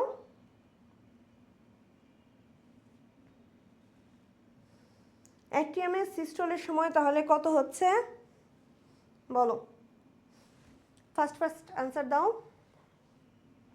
এডি কত পড়েছিলাম আমরা? এডি পড়েছিলাম আমরা 0.7 সেকেন্ড, তাহলে আমাদের টোটাল ছিল কত 0.8। তাহলে কি আমাদের অ্যাট্রিয়ামের সিস্টল মানে চাচ্ছে কি আমাদের এএস, তাহলে এটা আমাদের কি এএস হলো আমাদের 0.1 সেকেন্ড। ঠিক আছে, ভেরি গুড, আনসার দিয়েছ, ভেরি গুড। যারা ক্লাস করছো মনোযোগ দিয়ে এবং অ্যান্সার দিচ্ছ সঠিকভাবে, আশা করছি ক্লাসের পর ক্লাসে কমপ্লিট হয়ে যাচ্ছে। ওকে, তাহলে এখন আমরা নেক্সট টপিকে যাই। দেখো হার্টবিটের মায়োজেনিক নিয়ন্ত্রণ এবং উদ্দীপনা পরিবহন। এখন দেখো আমরা অলরেডি শুনেছিলাম যে হৃৎপিণ্ডের যে হৃৎস্পন্দন তৈরি হয় এটা স্বয়ংক্রিয়ভাবে, অর্থাৎ বাইরে থেকে কোনো ধরনের কোনো উদ্দীপনা দরকার হয় না। হৃৎপিণ্ড একাই নিজের গতি নিজে তৈরি করে, নিজের উদ্দীপনা নিজেই তৈরি করে, এস এ নোডের মাধ্যমে সেটা হয়। তো এখন দেখো বাইরের কোনো রকমের উদ্দীপনা ছাড়াই হৃৎপিণ্ডের ক্রিয়া স্বয়ংক্রিয়ভাবে নিয়ন্ত্রিত হয়, এজন্য এটাকে আমরা কি বলছি, মায়োজেনিক নিয়ন্ত্রণ। ঠিক আছে, অর্থাৎ এই যে স্নায়ুতন্ত্র বা হরমোন বা কোনো ধরনের উদ্দীপনা ছাড়াই নিজে থেকে এই হৃদস্পন্দন ক্রিয়েট করতে পারে, এর জন্য এটাকে আমরা বলছি আমাদের মায়োজেনিক নিয়ন্ত্রণ। এখন দেখো তোমাদের একটা সুন্দর করে ইনফরমেশন দেওয়া আছে, কোনো স্তন্যপায়ী প্রাণীর হৃৎপিণ্ড যদি তার দেহ থেকে বিচ্ছিন্ন করে অক্সিজেন সমৃদ্ধ লবণ দ্রবণে 37 ডিগ্রি সেলসিয়াস তাপমাত্রায় যদি রেখে দেয়, তাহলে সেটা বাইরের কোনো ধরনের উদ্দীপনা ছাড়াই বেশ কিছু সময় পর্যন্ত হার্টবিট চলতে থাকবে। অর্থাৎ এই জিনিসটা প্রমাণ করার জন্যই কিন্তু এই পরীক্ষাটা করা হয়েছে, মানে বাইরে কোনো উদ্দীপনা ছাড়াই যে হার্টবিট চলতে পারে সেই জিনিসটা দেখানোর জন্যই এই হৃৎপিণ্ডটাকে আলাদা করে অক্সিজেন সমৃদ্ধ লবণ দ্রবণে রেখেছি এবং টেম্পারেচার রেখেছি 37 ডিগ্রি সেলসিয়াস। তখন দেখা যায় হৃৎপিণ্ড একাই নিজেই পাম্প করতে থাকে ব্লাড। ঠিক আছে, হৃদস্পন্দন অর্থাৎ হার্টবিট চলতে থাকে। এই জিনিসটাই আমরা বলছি মায়োজেনিক নিয়ন্ত্রণ। আর এখানে কাজ করছে আমাদের সংযোগী টিস্যু বা জাংশনাল টিস্যু, আমরা অলরেডি যেগুলো জেনে আসছি, SA node, AV node, bundle of His, তাদের রাইট অ্যান্ড লেফট ব্রাঞ্চ এবং পার্কিনজি ফাইবার। এই যে দেখো আমাদের ফার্স্টে এখন আমাদের সাইনোঅ্যাট্রিয়াল নোড বা এসএ নোড, এটা কোথায় ছিল আমাদের, এই যে ডান অ্যাট্রিয়াম, এই যে এসএ নোড যেটা, এটা আমাদের ডান অ্যাট্রিয়াম, ডান অ্যাট্রিয়ামের প্রাচীরে থাকছে এবং ডান অ্যাট্রিয়াম ও সুপিরিয়র ভেনা কেভার যে ছিদ্র, দেখো আমাদের এখানে সুপিরিয়র ভেনা কেভা এখানে, এবং ডান এই যে এটা হলো আমাদের সুপিরিয়র ভেনা কেভা আর এইটুকু টোটাল আমাদের ডান অ্যাট্রিয়াম। সো এই দুইটার মাঝামাঝি যে অবস্থান এটা হলো আমাদের সাইনোঅ্যাট্রিয়াল নোড।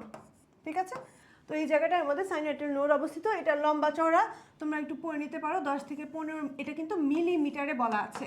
ঠিক আছে, আর হলো চওড়া 3 মিলিমিটার এবং তোমাদের পুরুত্ব দেওয়া আছে কত, 1 মিলিমিটার। এখানে কিন্তু সব মিলিমিটারে। আমরা যখন হৃৎপিণ্ডের দৈর্ঘ্য প্রস্থ পড়েছি সেটা কিন্তু আমরা পড়েছিলাম সেন্টিমিটারে, 12 আর 8 ছিল। আর এক্ষেত্রে আমাদের এসএ নোড বা সাইনোঅ্যাট্রিয়াল নোডের ক্ষেত্রে কিন্তু আমরা পড়ছি মিলিমিটারে। ওকে, এখন দেখো আমাদের সাইনোঅ্যাট্রিয়াল নোড আমরা পড়লাম না, ন্যাচারাল পেসমেকার। কেন, এই যে দেখো এই সাইনোঅ্যাট্রিয়াল নোড থেকে একটা অ্যাকশন পটেনশিয়াল তৈরি হয়, যেটা ইলেকট্রিক সিগন্যালের মাধ্যমে আমাদের হার্টবিট শুরু করছে। ঠিক আছে, অর্থাৎ এই অ্যাকশন পটেনশিয়ালটাই তারপরে সারা দেহে ছড়িয়ে যায়। এসএ নোড থেকে আসে এবি নোডে, এবি নোড থেকে বান্ডেল অফ হিস, তার রাইট অ্যান্ড লেফট ব্রাঞ্চ এবং পার্কিনজি ফাইবারের মাধ্যমে পুরো হার্টে ছড়িয়ে যাচ্ছে এবং এরপর সেটা সারা দেহে প্রবাহিত হয়। অর্থাৎ সাইনোঅ্যাট্রিয়াল নোড থেকে সেই স্পন্দনটা শুরু হয় এবং উদ্দীপনাটা যেটা ইলেকট্রিক সিগন্যাল বা অ্যাকশন পটেনশিয়ালটা তৈরি হচ্ছে। ঠিক আছে, এজন্য এটাকে এই যে পেসমেকার বা হৃদস্পন্দক বলা হয়। এরপর দেখো অ্যাট্রিওভেন্ট্রিকুলার যে নোড, এটাকে এবি নোড বলা হচ্ছে। সো এটাও আমাদের কি করছে, এসএ নোড থেকে এবি নোডে উদ্দীপনা পরিবহন করে। তো এখানে আমাদের এই সময় বা এই যে সেকেন্ডগুলো এই কয়টা একটু মাথায় রাখতে হবে। সো এই জায়গাটা এখন একটু সবাই ফোকাস করো। দেখো এসএ নোড থেকে এবি নোডে আসছে উদ্দীপনা, তো এখানে আমাদের সময় লাগলো কত, 0.03 সেকেন্ড। ওকে, তাহলে আমরা দেখো 0.03 সেকেন্ড লিখলাম।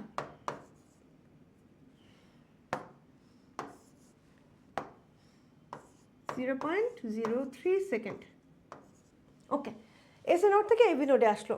এখন এই এবি নোডে আসার পর এই উদ্দীপনাটা কিছু সময় দেরি করে, মানে রেস্ট নেয় বলতে পারো। এই আমি বললাম না একটু আগে যে হৃৎপিণ্ড একটু কাজ করে একটু রেস্ট নেয়, সো রেস্টিং পিরিয়ডটা ওর অনেকটা লম্বা, এজন্য দেখা যায় ও সারাদিন কাজ করলেও খুব একটা টায়ার্ড হয় না। সো অনেকটা এরকমই এসএ নোড থেকে এবি নোডে উদ্দীপনা আসতে সময় লাগে 0.03 সেকেন্ড। এরপর সে এবি নোডে আসার পর কিছু সময় রেস্ট নেয়। এই রেস্ট নেয় কতটুকু সময়? 0.09 সেকেন্ড। তো এই 0.09 এই সময়টাকে আমরা কি বলছি? AB nodal delay. ডিলে কেন? কারণ এই সময়টা সে কোনো কাজ করছে না, জাস্ট রেস্ট নিচ্ছে, অর্থাৎ দেরি করছে, এর জন্য আমরা এবি নোডাল ডিলে বলছি। এবি নোডাল ডিলে তাহলে কতক্ষণ? 0.09 সেকেন্ড। এরপরে দেখো এই এবি নোড থেকে এবি বান্ডালের মাধ্যমে উদ্দীপনা ভেন্ট্রিকুলার পেশিতে পৌঁছাতে সময় লাগে আরও 0.04 সেকেন্ড। তাহলে দেখো 0.04 সেকেন্ড লাগছে। আবার এই এবি নোড থেকে ওই যে বান্ডেল অফ হিজের মাধ্যমে ভেন্ট্রিকুলার যে পেশি সম্পূর্ণটুকুতে ছড়াতে সময় লাগে 0.04। তাহলে আমাদের এই তিনটার টোটাল কত আসে দেখো তো? 0.16 সেকেন্ড। এখন এই সময়টাই দেখো এসএ নোডে উদ্দীপনা তৈরি হওয়ার পর উদ্দীপনা ভেন্ট্রিকলে পৌঁছতে মোট সময় 0.16 সেকেন্ড সময় লাগে। অর্থাৎ আমি যদি তোমাকে সিরিয়ালটা বলি, ফার্স্টে আমাদের আসছে এসএ নোড, এরপর সেখান থেকে আসছে আমাদের এবি নোড, এরপর আমাদের বান্ডেল অফ হিজ, এরপর আমাদের পারকিনজি ফাইবার। ঠিক আছে, তাহলে দেখো ফার্স্টে এসএ নোডে উৎপত্তি হলো, এসএ নোড থেকে এবি নোডে আসতে আমাদের সময় লাগে 0.03 সেকেন্ড। এবি নোডে সেখানে ডিলে করে 0.09 সেকেন্ড, যেটাকে বলছি আমরা এবি নোডাল ডিলে। এরপর সে এবি নোড থেকে আবার যে বান্ডেলের মাধ্যমে পারকিনজি ফাইবার হয়ে পুরো হৃৎপিণ্ডে ছড়িয়ে পড়তে সময় লাগে বা ভেন্ট্রিকলে ছড়াতে সময় লাগে 0.04 সেকেন্ড। টোটাল আমাদের তাহলে এসএ নোড থেকে পুরো ভেন্ট্রিকলে বা হৃৎপিণ্ডে এই উদ্দীপনা পৌঁছাতে সময় লাগছে তাহলে টোটাল কত? 0.16 সেকেন্ড। এই ক্যালকুলেশনটা সবাই ভালোভাবে মাথায় রেখো। এরপর থেকে আমাদের যে বান্ডেল অফ হিজ, এটা হলো এবি নোড থেকে উদ্দীপনা গ্রহণ করে, আর পারকিনজি ফাইবার, এই যে দেখো আমাদের সিরিয়ালটা সুন্দর করে বলা আছে, এসএ নোড থেকে AV node, then bundle of His, and লাস্টে হলো আমাদের পারকিনজি ফাইবারের মাধ্যমে পুরো হৃৎপিণ্ডে আমাদের সেই উদ্দীপনাটা ছড়িয়ে পড়ে। এখন এই এসএ নোড আর এবি নোডের পার্থক্য বলা আছে এখানে, দেখো সুন্দর করে একটা জিনিস বলা, পেসমেকার বা ন্যাচারাল পেসমেকার এটা, আর এটা হলো আমাদের সংরক্ষিত ছন্দ নিয়ামক বা সংরক্ষিত যে পেসমেকার, সেটা হলো আমাদের এবি নোড। মানে এসএ নোড যদি কাজ করতে ব্যর্থ হয় তখন কিছু সময়ের জন্য এবি নোড কাজ চালায়, এই জন্য এটাকে বলছি আমরা সংরক্ষী বা সংরক্ষিত এবি পেসমেকার। তাহলে দেখো প্রাকৃতিক পেসমেকার কোনটা? দ্রুত আনসার দাও।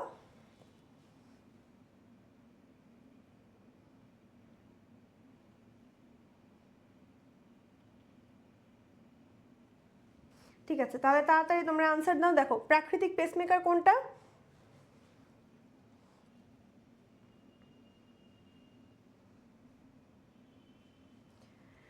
ওকে, ভেরি গুড। প্রাকৃতিক পেসমেকার হলো আমাদের সাইনোঅ্যাট্রিয়াল নোড। এরপর আমাদের সংরক্ষিত পেসমেকার, এটা হলো আমাদের কি? এবি নোড, একটু আগে পড়লাম যেটা, বা অ্যাট্রিওভেন্ট্রিকুলার নোড। এবার তাহলে দেখো আমাদের নেক্সট কোয়েশ্চেন। ওকে, তাহলে দেখো নেক্সট কোয়েশ্চেন কোনটা? রক্তচাপ নিয়ন্ত্রণে ব্যারো রিসেপ্টরের ভূমিকা। ওকে, তাহলে ব্যারো রিসেপ্টর যেটা, ব্যারো রিসেপ্টর আসলে কি বা রক্তচাপ কি সেই জিনিসটা আমরা আগে দেখে নিব। তো রক্তচাপ আমরা কাকে বলছি? দেখো রক্তনালীর ভেতর দিয়ে রক্ত প্রবাহিত হওয়ার সময় প্রাচীর গাত্রে যে পার্শ্ব চাপ প্রয়োগ করছে সেটাকে আমরা বলছি রক্তচাপ। সো আমি যদি বলি, আমরা গত ক্লাসে শিরা ধমনী এগুলো পড়েছি, সো এগুলো আমাদের রক্তবাহিকা বা রক্তনালী। এই রক্তনালীর মধ্য দিয়ে যখন রক্ত প্রবাহিত হয় তখন এই নালীর যে প্রাচীর সেগুলোতে এক ধরনের একটা প্রেশার ক্রিয়েট করে, সেই প্রেশারটাকে আমরা বলছি রক্তচাপ বা ব্লাড প্রেশার। তো এখন আমাদের এই যে অলরেডি পড়ে ফেলেছি, এই ভেন্ট্রিকুলার সংকোচনকে আমরা বলছি সিস্টোল, প্রসারণকে বলছি কি আমাদের ডায়াস্টোল। তো এখন আমরা কমন সেন্স যদি অ্যাপ্লাই করি, সিস্টোল বা সংকোচন, একটা জিনিসকে সংকুচিত করতে প্রেশার কি বেশি লাগে না? যখন সেটা সংকুচিত হয় তখন প্রেশার কি অলওয়েজ বেশি থাকে, কিন্তু যখন সেটা প্রসারিত বা শিথিল অবস্থায় যায় তখন কিন্তু সেখানে প্রেশার কম থাকে। তার মানে কি সিস্টোলিক প্রেশারটা অলওয়েজ বেশি থাকবে অ্যান্ড ডায়াস্টোলিক প্রেশারটা আমাদের একটু কম থাকবে। সেই জিনিসটাই তাহলে দেখো একটা প্রাপ্তবয়স্ক মানুষের ক্ষেত্রে স্বাভাবিক সিস্টোলিক চাপ কত, 100 থেকে 139 মিলিমিটার মার্কারি। আর এটার যদি আমরা অপটিমাম বলি তাহলে সেটা কত, 120 মিলিমিটার মার্কারি।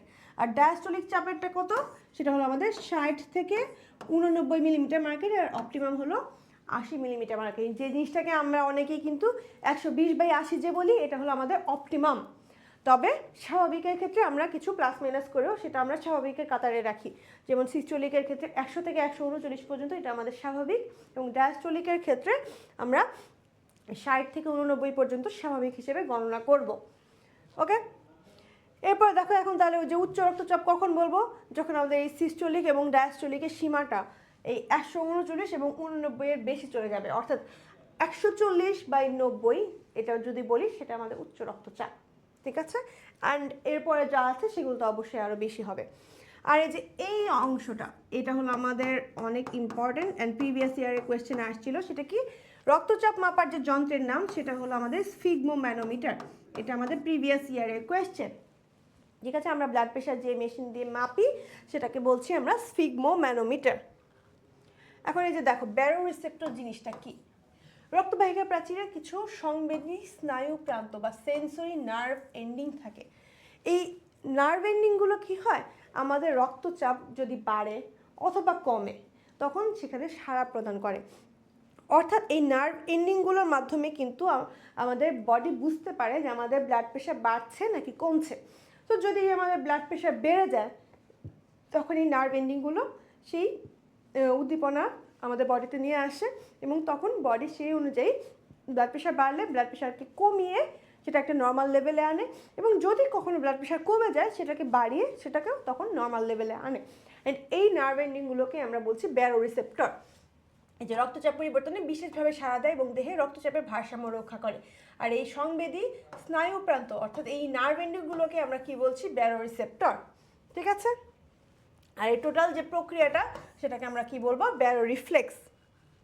এখন দেখো উচ্চচাপ ব্যারো রিসেপ্টর, এই জিনিসটা ইম্পর্টেন্ট।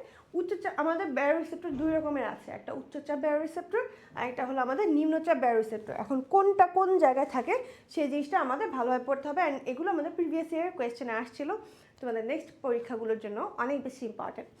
তাহলে দেখো উচ্চচাপ ব্যারো রিসেপ্টর কোথায় থাকছে, এই উচ্চচাপ ব্যারো রিসেপ্টরের জায়গাগুলো আমরা মনে রাখবো। এই যে দেখো স্বরবর্ণ ব্যঞ্জন বর্ণ দিয়ে অ আ ক, যে আমরা যখন সরেও শুরু করি তখন এই যে অ আ ক খ এভাবে শুরু করি না, সেরকম উচ্চ রক্তচাপ এইটা এই ব্যারো রিসেপ্টরগুলো থাকছে আমাদের অ আ কতে।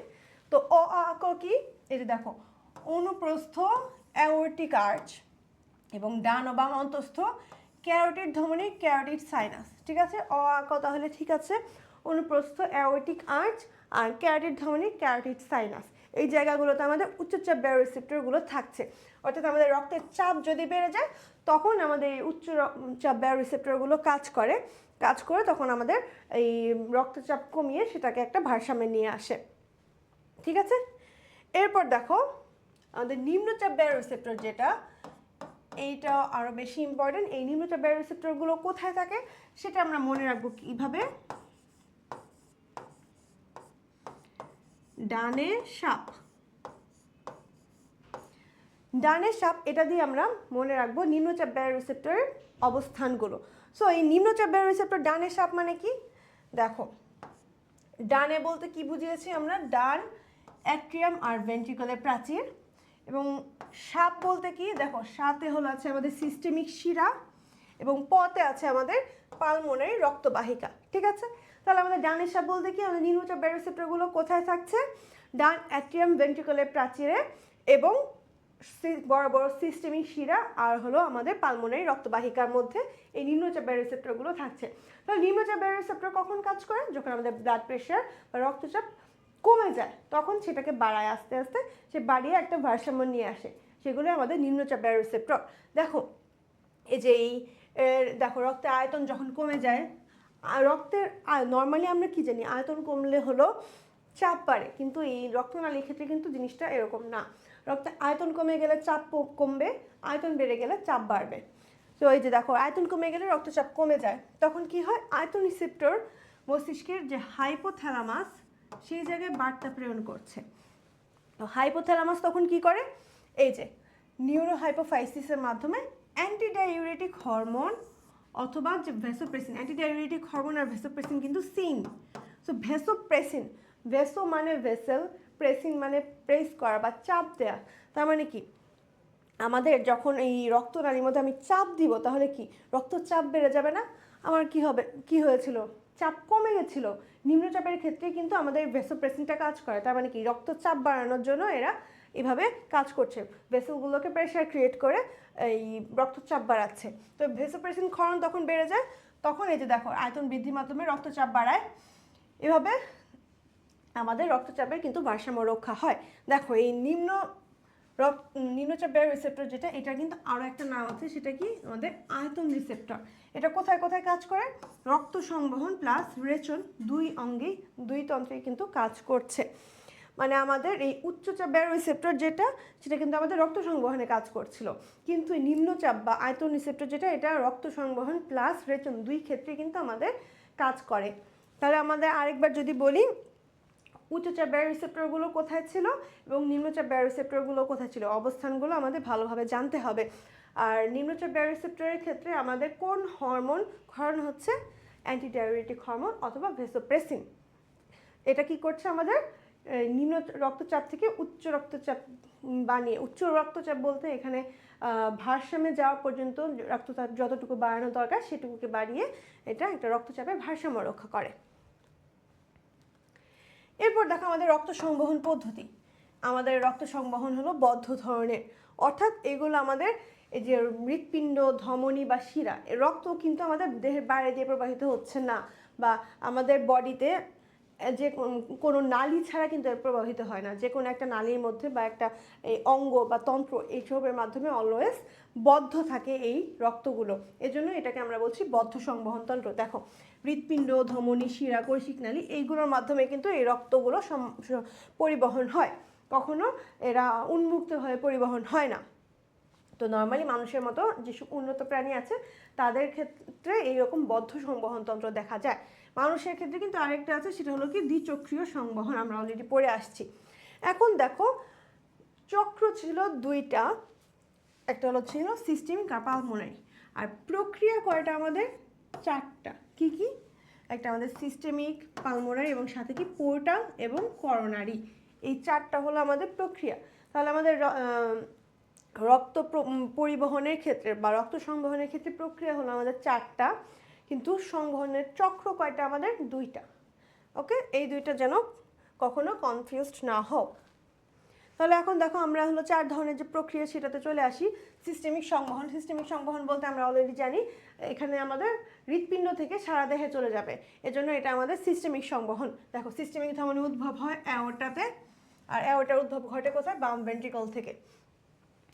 এরপরে দেখো এখানে আমাদের এই সিস্টেমিক সংবহন, অর্থাৎ আমাদের হৃৎপিণ্ড থেকে রক্ত প্রবাহিত হলো সারা দেহে, সারা দেহের থেকে আবার সেই ব্লাডগুলো হৃৎপিণ্ডে যখন ফিরে আসে কার্বন ডাইঅক্সাইড সমৃদ্ধ হয়ে, এইটুকুতে ওভারঅল টাইম কতক্ষণ লাগে, 60 সেকেন্ড বা 1 মিনিট।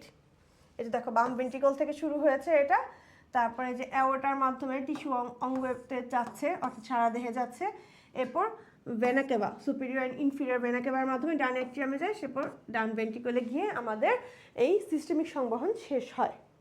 এরপর আমাদের দেখো পালমোনারি সংবহন।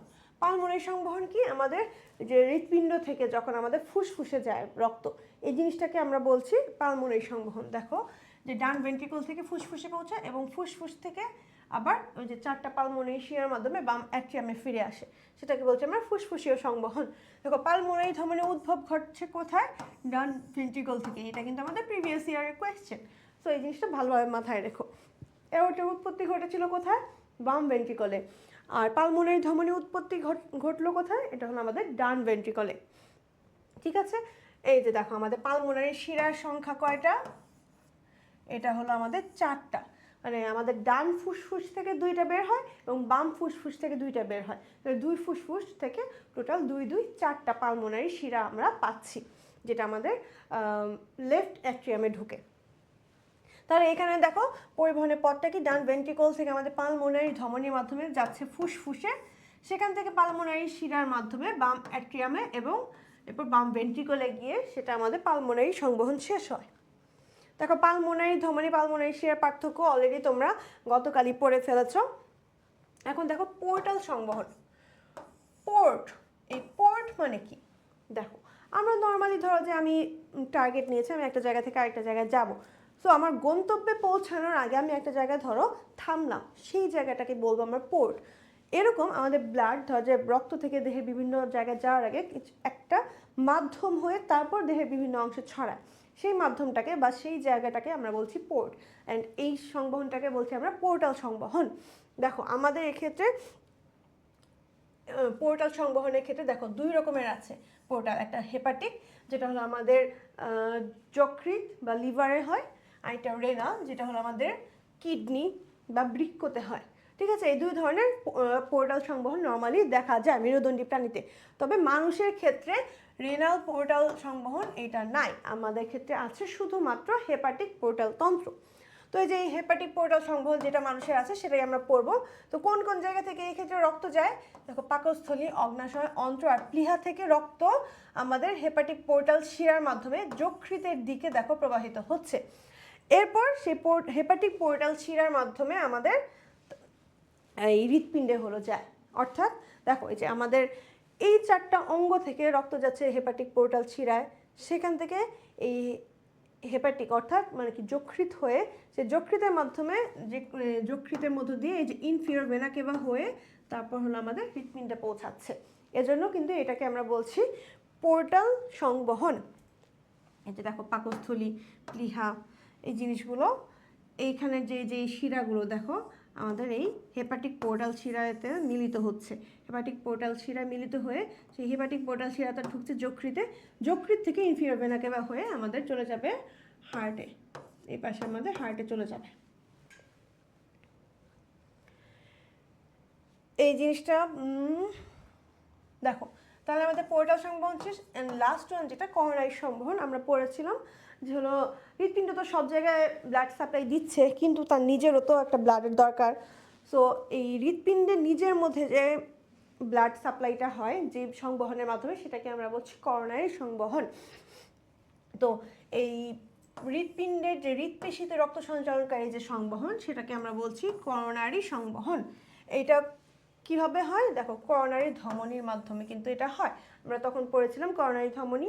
তারপর সেটা হলো যখন কার্বন ডাইঅক্সাইড দিয়ে পরিপূর্ণ হয়ে যায়, তারপর সেটাকে পিউরিফাই করার প্রয়োজন হয়, দেন শিরার মাধ্যমে অর্থাৎ করোনারি সাইনাস বা করোনারি শিরার মধ্য দিয়ে তারপর ডান অ্যাট্রিয়ামে আসে। এই যে দেখো সিস্টেমিক ধমনি থেকে শুরু হয়, সেটা করোনারি ধমনি হয়ে হৃৎপ্রাচীর থেকে ব্লাড নেয়, তারপরে করোনারি শিরা হয়ে ডান অ্যাট্রিয়ামে চলে আসে।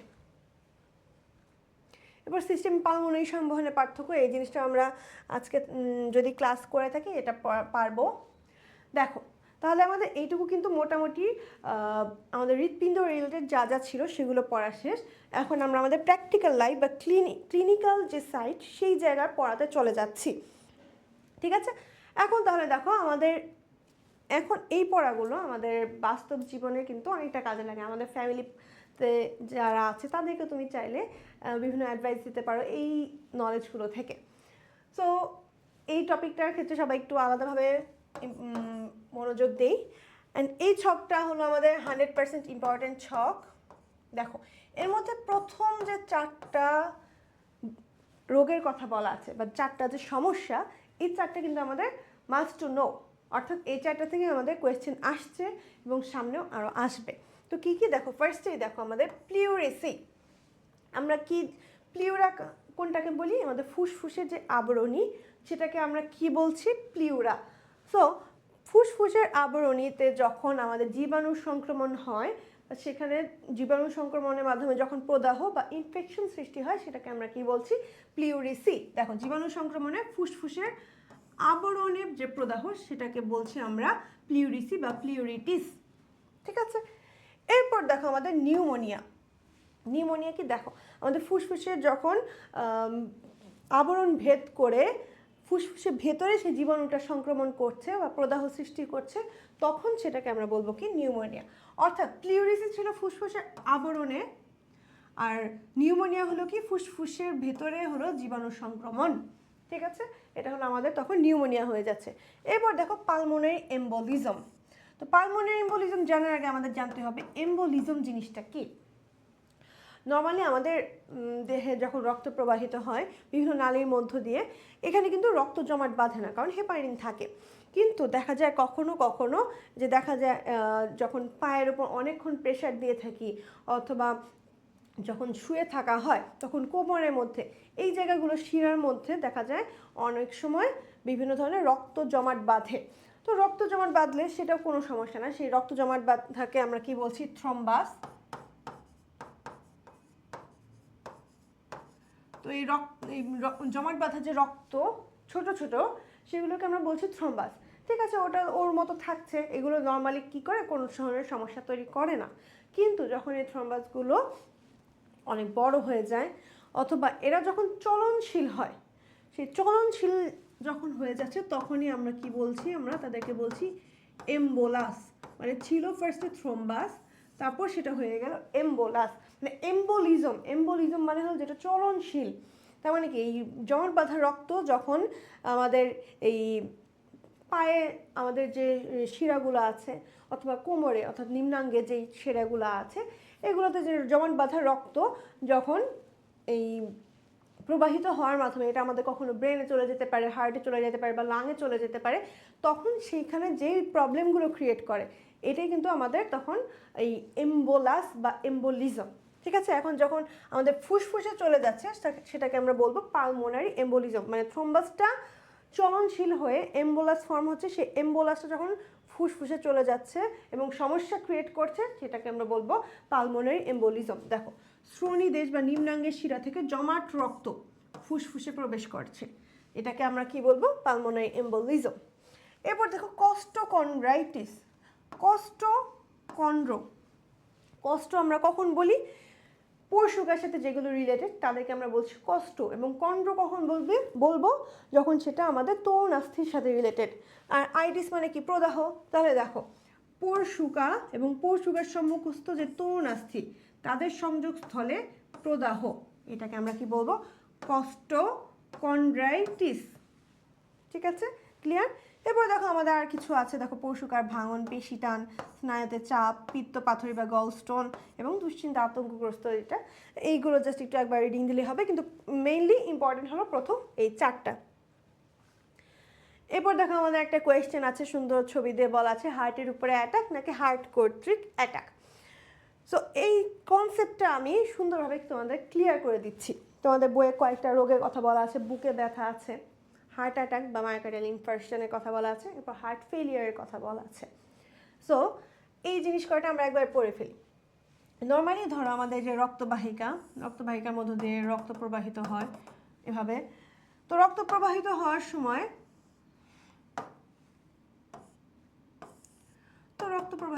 সময় দেখা যায় যে কোনো ধরনের কোনো প্রবলেম ক্রিয়েট হয় না। কখন প্রবলেম হয়, ধরো যে যে আমাদের হৃৎপিণ্ডের বাইরে আমরা দেখেছিলাম না হলুদ হলুদ চর্বির লেয়ার আছে, সেটা কোন লেয়ারে ছিল, আমাদের এপিকার্ডিয়াম, যে অর্থাৎ বাইরের স্তর যে সেখানে ছিল আমাদের চর্বি। তো অনেক সময় দেখা যায় যে চর্বি জাতীয় খাবার বা ওবেসিটি জন্য আমাদের এই রক্তনালীর মধ্যেও সেই চর্বিগুলো চলে আসে, যেটা নর্মালি ছোট হয়ে আছে। তো ছোট অবস্থায় এটা খুব একটা প্রবলেম ক্রিয়েট করে না, কিন্তু যখন ধরো যে এটার উপরে মানে যে ধরো আমাদের চর্বির সাথে আমাদের আরও কি হয়, অ্যাড হয়, ধরো প্রোটিন প্লাস হলো আমাদের ক্যালসিয়াম, এইগুলো যখন আমাদের অ্যাড হচ্ছে, অর্থাৎ চর্বির উপরে আমাদের প্রোটিন তারপর ক্যালসিয়াম এগুলোর লেয়ার যুক্ত হচ্ছে, তখন দেখো টোটালটা মিলে কিন্তু অনেকটা জায়গা সে দখল করে ফেলছে এই রক্তনালীর। তাহলে কি আমার নর্মালি আগে যে ব্লাড সাপ্লাইটা ছিল সেটা কি আগের মতোই থাকবে নাকি কমে যাবে? অবশ্যই আগের চেয়ে কমে যাবে। সো আমার আগে পুরোটুকু জায়গা জুড়ে সে ব্লাড সাপ্লাই নিত, এখন সেটা কমে গিয়ে জাস্ট এইটুকু জায়গা তার আছে ব্লাড সাপ্লাইয়ের জন্য। তাহলে কি এখানে আমার কি হচ্ছে, অক্সিজেন হলো আমার এখানে কমে যাচ্ছে। অক্সিজেন কমে গেলে তখন কি হবে, তখন আমাদের বুকে এক ধরনের ব্যথা অনুভূত হবে। বুকে ব্যথা, তো এই বুকে ব্যথা এটাকে আমরা কি বলছি? অ্যানজাইনা।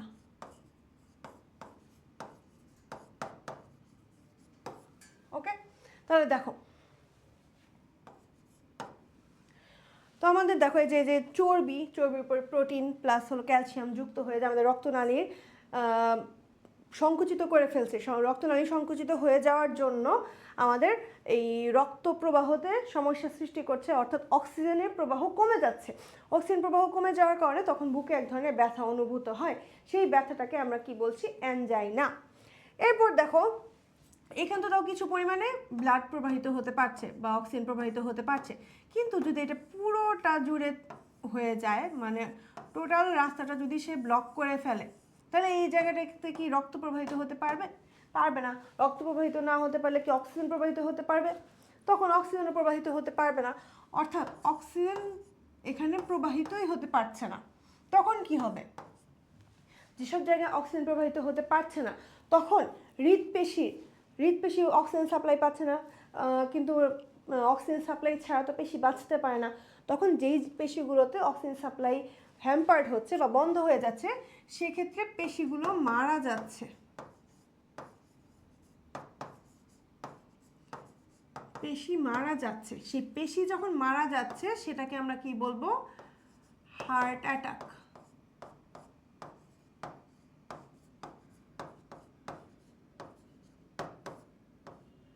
হার্ট অ্যাটাক, অথবা এটার আরেক নাম কি? মায়োকার্ডিয়াল ইনফার্কশন অথবা এমআই। ঠিক আছে, তাহলে দেখো আমরা ফার্স্টে কি পড়েছিলাম? একটা অক্সিজেন কমে গেছিল, তার কারণে বুকে ব্যথা হয়েছে, সেটাকে আমরা বলছি এনজাইনা। অক্সিজেন সাপ্লাই টোটালি যখন বন্ধ হয়ে গেছে, তখন আমাদের কিছু হৃৎপেশি মারা গেছে, তখন সেটাকে আমরা কি বলবো? হার্ট অ্যাটাক অথবা মায়োকার্ডিয়াল ইনফার্কশন। এখন দেখো আমাদের আরেকটা জিনিস, এই যে এখানে আমাদের এই টোটালটাকে আমরা কি বলেছিলাম? যখন আমাদের প্রথম অবস্থায় ছিল তখন এটাকে আমরা বলবো অ্যাথেরোমা। তখন এটা তো শক্ত হয়নি, কিন্তু যখন প্রোটিন প্লাস ক্যালসিয়াম এটার উপর যোগ হয়, তখন সেটা হয়ে যাচ্ছে কি? আমাদের অ্যাথেরোমা থেকে হয়ে যাচ্ছে কি? অ্যাথেরোমেটাস প্লাক। অ্যাথেরোমেটাস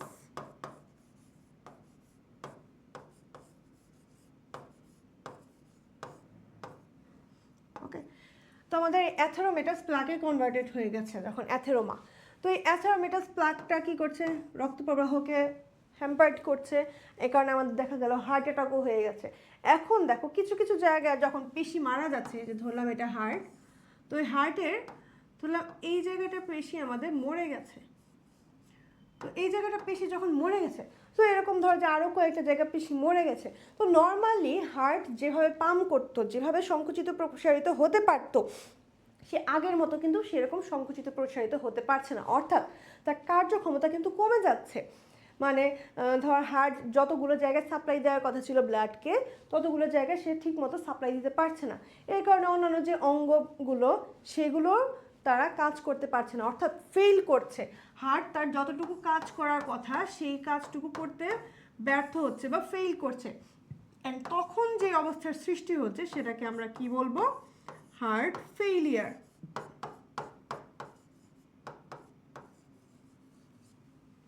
ঠিক আছে, তার মানে কি? হার্ট যখন যতটুকু রক্ত পাম্প করা উচিত ততটুকু যখন করতে ব্যর্থ হয়, অর্থাৎ অন্যান্য অঙ্গগুলোতে পর্যাপ্ত অক্সিজেন সাপ্লাই দিতে পারে না, তখন তার কার্যক্ষমতা যে কমে যায় সেটাকে আমরা কি বলছি? Heart failure.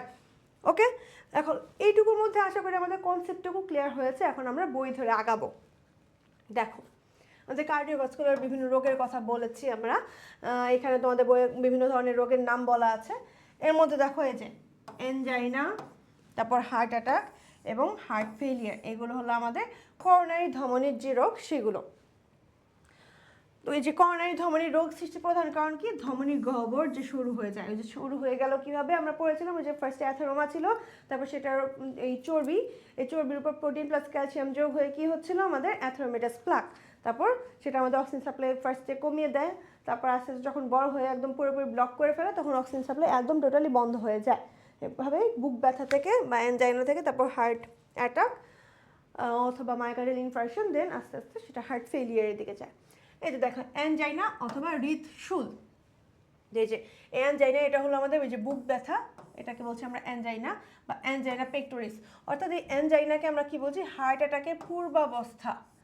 এটা কিন্তু ইম্পর্টেন্ট। অর্থাৎ আমরা তিনটা জিনিস যে পড়লাম, বুক ব্যথা বা অ্যানজাইনা, তারপর পড়লাম কি হার্ট অ্যাটাক বা মায়োকার্ডিয়াল ইনফার্কশন, অ্যান্ড লাস্টে কি পড়লাম, এবং লাস্টে আমরা পড়লাম হলো হার্ট ফেলিয়ার। সো হার্ট অ্যাটাকের আগের অবস্থা যেটা, সেটা হলো আমাদের অ্যানজাইনা। দেখো অ্যানজাইনা বা প্রকারভেদ আছে, এটা 3 রকমের। কি কি? স্থির, অস্থির এবং হলো পরিবর্তনশীল বা প্রিঞ্চ মেটাল অ্যানজাইনা। স্থির অ্যানজাইনা কোনটাকে বলছি, এটা আমাদের বিশ্রাম নিলে দেখা যায় ব্যথা চলে যায়, ঠিক আছে। আর অস্থির অ্যানজাইনা যেটা, এটা হলো বিশ্রামের সময়ও কিন্তু বুকে ব্যথা অনুভূত হয়, মানে এখানে রেস্টের মাধ্যমে কিন্তু আমাদের বুক ব্যথাটা চলে যায় না, এজন্য এটাকে বলছে অস্থির অ্যানজাইনা। আর এটাই হলো আমাদের হার্ট অ্যাটাকের পূর্ব লক্ষণ। তাহলে হার্ট অ্যাটাকের পূর্ব লক্ষণ কোন ধরনের অ্যানজাইনা? আনস্টেবল বা অস্থির অ্যানজাইনা। অ্যান্ড লাস্ট যেটা পরিবর্তনশীল বা প্রিঞ্চ মেটাল, এটা যে কোনো সময় হতে পারে, এটা বিশ্রামের সময় হতে পারে, ঘুমের সময় হতে পারে, অথবা ঠান্ডার সময় হতে পারে, এটার স্পেসিফিক কোনো কিছু নাই। তো স্থির যেটা, এটা হলো আমাদের কাজের সময় বা স্ট্রেসের সময় এই বুকে ব্যথা অনুভূত হয়, কিন্তু আমরা যদি রেস্ট নিই তাহলে সে ব্যথা কমে যায়। আর অস্থির অ্যানজাইনা কখন? এটা আমাদের কাজ করি বা বিশ্রাম নেই, বিশ্রামের সময়ও কিন্তু আমাদের এই মানে বিশ্রাম নিলেও আমাদের এই ব্যথাটা চলে যায় না, এজন্য এটাকে আমরা বলছি অস্থির অ্যানজাইনা। অ্যান্ড লাস্ট যেটা পরিবর্তনশীল বা প্রিঞ্চ মেটাল, এটা বিশ্রামের সময় হতে পারে, ঘুমের সময় হতে পারে, অথবা ঠান্ডার জনিত কারণেও আমাদের বুকে ব্যথা হতে পারে, এটাকে আমরা বলবো পরিবর্তনশীল অথবা প্রিঞ্চ মেটাল অ্যানজাইনা। এনজাইনার কারণ এই যে দেখো, পেশিতে জমা হওয়ার কারণে যে ল্যাকটিক অ্যাসিড যখন অতিরিক্ত পরিমাণে হৃৎপেশিতে জমা হয়, তখন সেখানে আমাদের বুকে ব্যথা সৃষ্টি হয়। এরপর দেখো তোমাদের অ্যানজাইনার লক্ষণ কিছু বলা আছে, এর মধ্যে প্রত্যেকটা তোমরা একটু রিডিং দিও। অ্যান্ড এই জিনিসটা আসলে তোমাদের এইচএসসি পরীক্ষার জন্য ইম্পর্টেন্ট, সেটা গ অথবা ঘ নাম্বার কোয়েশ্চেনে অনেক সময় দিয়ে দেয়, মানে তোমাদের উদ্দীপক দেওয়া থাকবে, সেই উদ্দীপকের সাথে মিল রেখে তোমাকে বললো যে উপরিউক্ত রোগটির কারণ, লক্ষণ, প্রতিকার এগুলো লিখে দাও। অ্যান্ড তোমাদের অ্যাডমিশন টেস্ট অথবা বায়োম্যানিয়া এই এক্সামগুলোতে যদি আসে, তখন সেখানে তোমার লক্ষণগুলো 3টা কি 4টা বা কোন জায়গাটায় ব্যথা সৃষ্টি হচ্ছে সেগুলো তোমাকে অপশনে দেবে। অ্যান্ড সেই জিনিসটা আমরা দেখো পড়ছি। উরোফলক বা স্টারনামের পেছনে হলো ব্যথা হয়। তারপরে এখানে আমাদের এই ব্যথাটা কতক্ষণ স্থায়ী হয়? 5 থেকে 30 মিনিট। এছাড়া এই ব্যথাটা কোন কোন জায়গায় ছড়ায় দেখো, গলা, কাঁধ, চোয়াল, বাহু এবং পিঠ। অর্থাৎ দেখো গলা, সেখান থেকে কাঁধ, তারপর চোয়াল, বাহু, ইউজুয়ালি আমাদের বাম বাহুতে ছড়ায় বেশি, এরপর পিঠে, এই জায়গাগুলোতে আমাদের এই বুকের ব্যথাটা ছড়ায়। তো বুকের ব্যথাটা ফার্স্টে শুরু হয় কোন জায়গায়? স্টারনামের পেছন বরাবর, ঠিক আছে। ব্যথাটা কতক্ষণ থাকে? 5 থেকে 30 মিনিট। কোন কোন জায়গায় ছড়ায়? গলা, কাঁধ, চোয়াল, বাহু এবং পিঠে, ঠিক আছে। এই জিনিস কয়টা আমাদের ইম্পর্টেন্ট। এরপর দেখো আমাদের করণীয় বা প্রতিকার, এটা জাস্ট তোমরা একটু রিডিং দিও। এখন দেখো এই কোয়েশ্চেনটার অ্যান্সার বলো, এনজাইনা কত প্রকার? তাড়াতাড়ি অ্যান্সার দিয়ে দাও।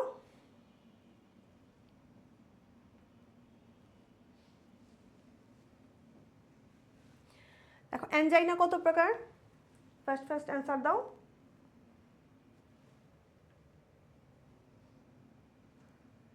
ঠিক আছে, ভেরি গুড। এনজাইনা হলো আমাদের 3 প্রকার, স্থির অ্যানজাইনা, অস্থির অ্যানজাইনা এবং প্রিঞ্চ মেটাল অ্যানজাইনা। এরপর দেখো আমাদের হার্ট অ্যাটাক, অলরেডি আমরা জেনে আসছি, এখন আমরা জাস্ট বই থেকে দেখবো। এই যে চর্বি জাতীয় পদার্থ, এটার সাথে হলো ক্যালসিয়াম প্লাস প্রোটিন, এগুলো মিলে হলো আমাদের অ্যাথেরোমেটাস প্লাক ফর্ম করে। সে ফার্স্টে অ্যাথেরোমা থাকে, সেটা হলো মিলে অ্যাথেরোমেটাস প্লাক ফর্ম করে, অ্যান্ড সেগুলোই দেখা যায় যে আমাদের অক্সিজেন সাপ্লাই বন্ধ করে দেয়, তখন হৃৎপেশিগুলো অক্সিজেন সাপ্লাইয়ের অভাবে মারা যায়।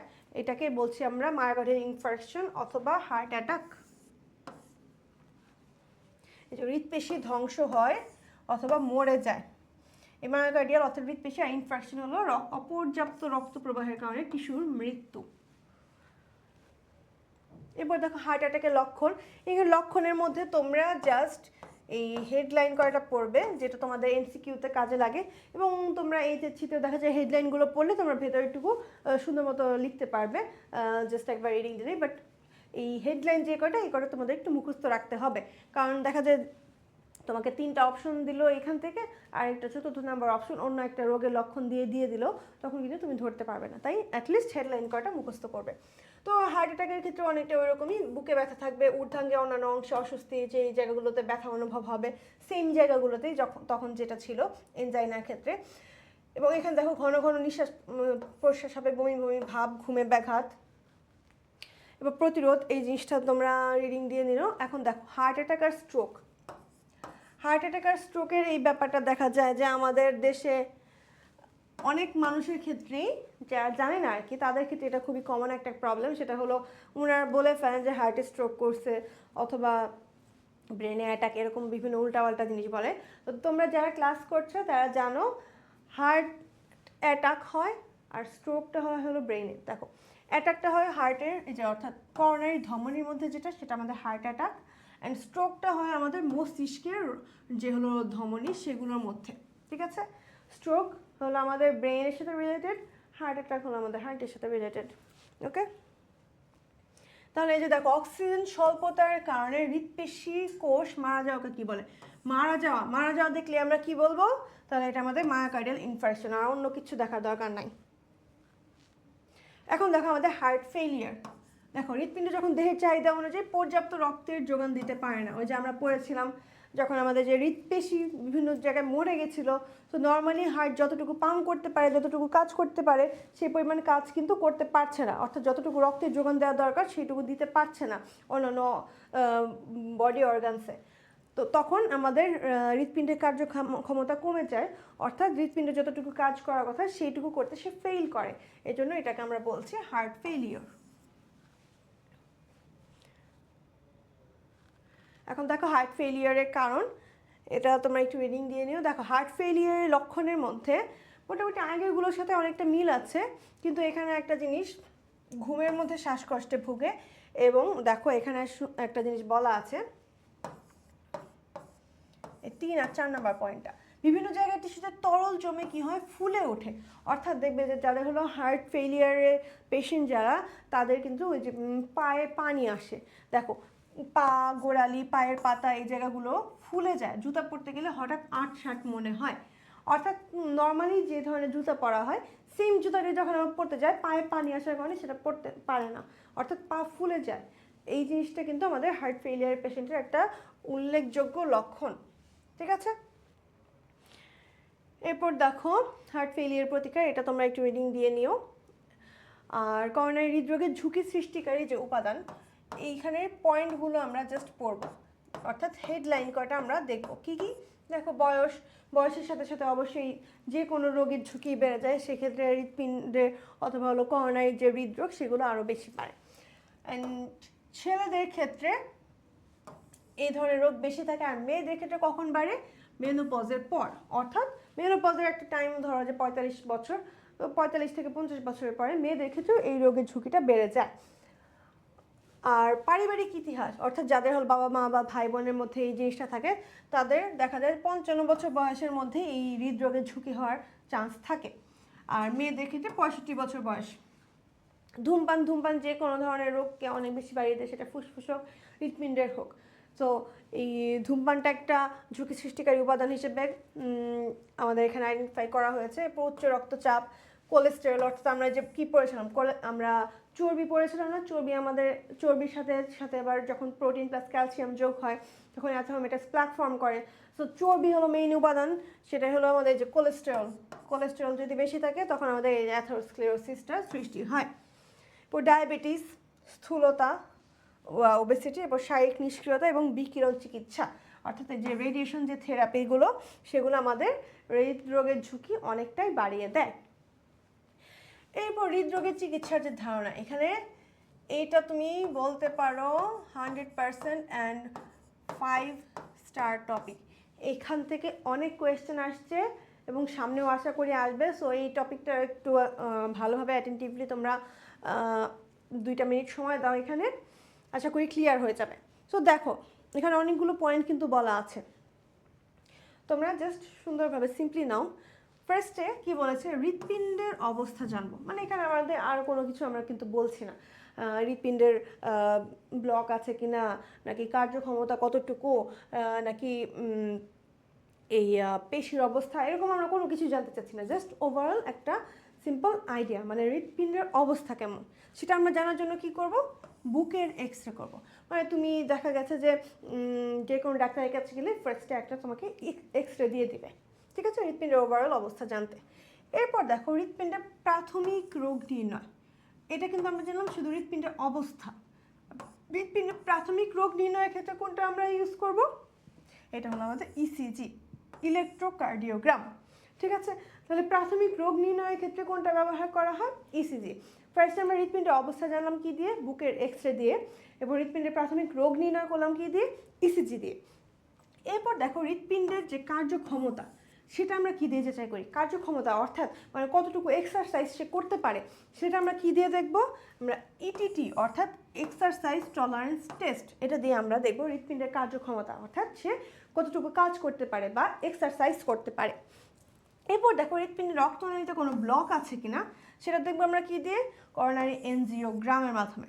তো এই এনজিওগ্রাম জিনিসটা কি, ধরো যে বডিতে বিভিন্ন শিরার মধ্য দিয়ে সুচের মতো একটা জিনিস ঢোকানো হয়, অ্যান্ড সেখানে অবশ্যই ক্যামেরা লাগানো থাকে।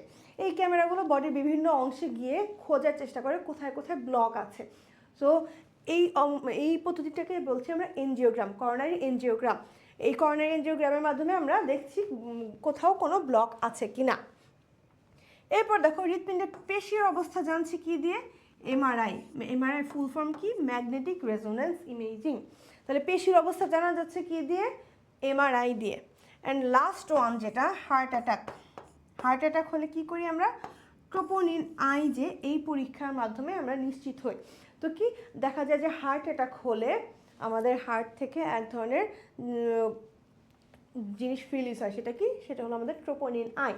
সো এই হার্ট অ্যাটাক হয়েছে কি না সেটা বোঝার জন্য ব্লাডে একটা পরীক্ষা করা হয়। ব্লাডে যদি ট্রোপোনিন আইটা পাওয়া যায় তখন সেটা নিশ্চিত হতে পারি যে হার্ট অ্যাটাক হয়েছিল, কারণ হার্ট অ্যাটাক না হলে কখনো ট্রোপোনিন আই এভাবে রিলিজ হয় না, ঠিক আছে। তাহলে দেখো আমরা আরেকবার যদি বলি হৃৎপিণ্ডের শুধু অবস্থা জানবো, সেটা কি দিয়ে, বুকের এক্স রে দিয়ে। হৃৎপিণ্ডের প্রাথমিক রোগ নির্ণয় করবো কি দিয়ে, ইসিজির মাধ্যমে। আর হৃৎপিণ্ডের কার্যক্ষমতা জানবো কি দিয়ে, অর্থাৎ কতটুকু এক্সারসাইজ করতে পারে সেটা হলো আমরা জানি ইটিটি বা এক্সারসাইজ টলারেন্স টেস্ট দিয়ে। এরপর দেখো আমাদের একটা জিনিস বাদ পড়ে গেছিলো, সেটা কি, হার্ট ফেইলিওর সম্পর্কে জানা যায় কি দিয়ে, বিএনপি অর্থাৎ ব্রেইন নাট্রিউরেটিক পেপটাইড। হার্ট ফেইলিওর সম্পর্কে আমরা জানতে পারি ব্লাডের এই বিএনপি এই টেস্টের মাধ্যমে, কি, ব্রেইন নাট্রিউরেটিক পেপটাইড, ঠিক আছে। এরপর দেখো আমাদের ব্লক আছে কিনা সেটা জানবো কি দিয়ে, ব্লক দেখবো আমরা করোনারি এনজিওগ্রাম দিয়ে। পেশির অবস্থা জানতে পারি এমআরআই মাধ্যমে, এবং লাস্ট ওয়ান যেটা ট্রোপোনিন আই পরীক্ষার মাধ্যমে আমরা জানতে পারি ওই পেশেন্টের হার্ট অ্যাটাক হয়েছিল কিনা।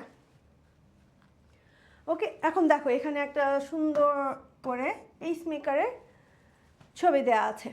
তো পেসমেকার আমরা অলরেডি জানি, ন্যাচারাল পেসমেকার সম্পর্কে পড়ে আসছি, সেটা সাইনোঅ্যাট্রিয়াল নোড, এবং আমরা এখন পড়বো আমরা কৃত্রিম পেসমেকার সম্পর্কে। দেখো এই যে হৃদস্পন্দন বা পেসমেকার আমাদের সাইনোঅ্যাট্রিয়াল নোড, এসএ নোড, এটা আমাদের ছিল প্রাকৃতিক পেসমেকার। এরপর দেখো আমাদের যান্ত্রিক পেসমেকার বা আর্টিফিশিয়াল পেসমেকার, যেটা কৃত্রিম পেসমেকার।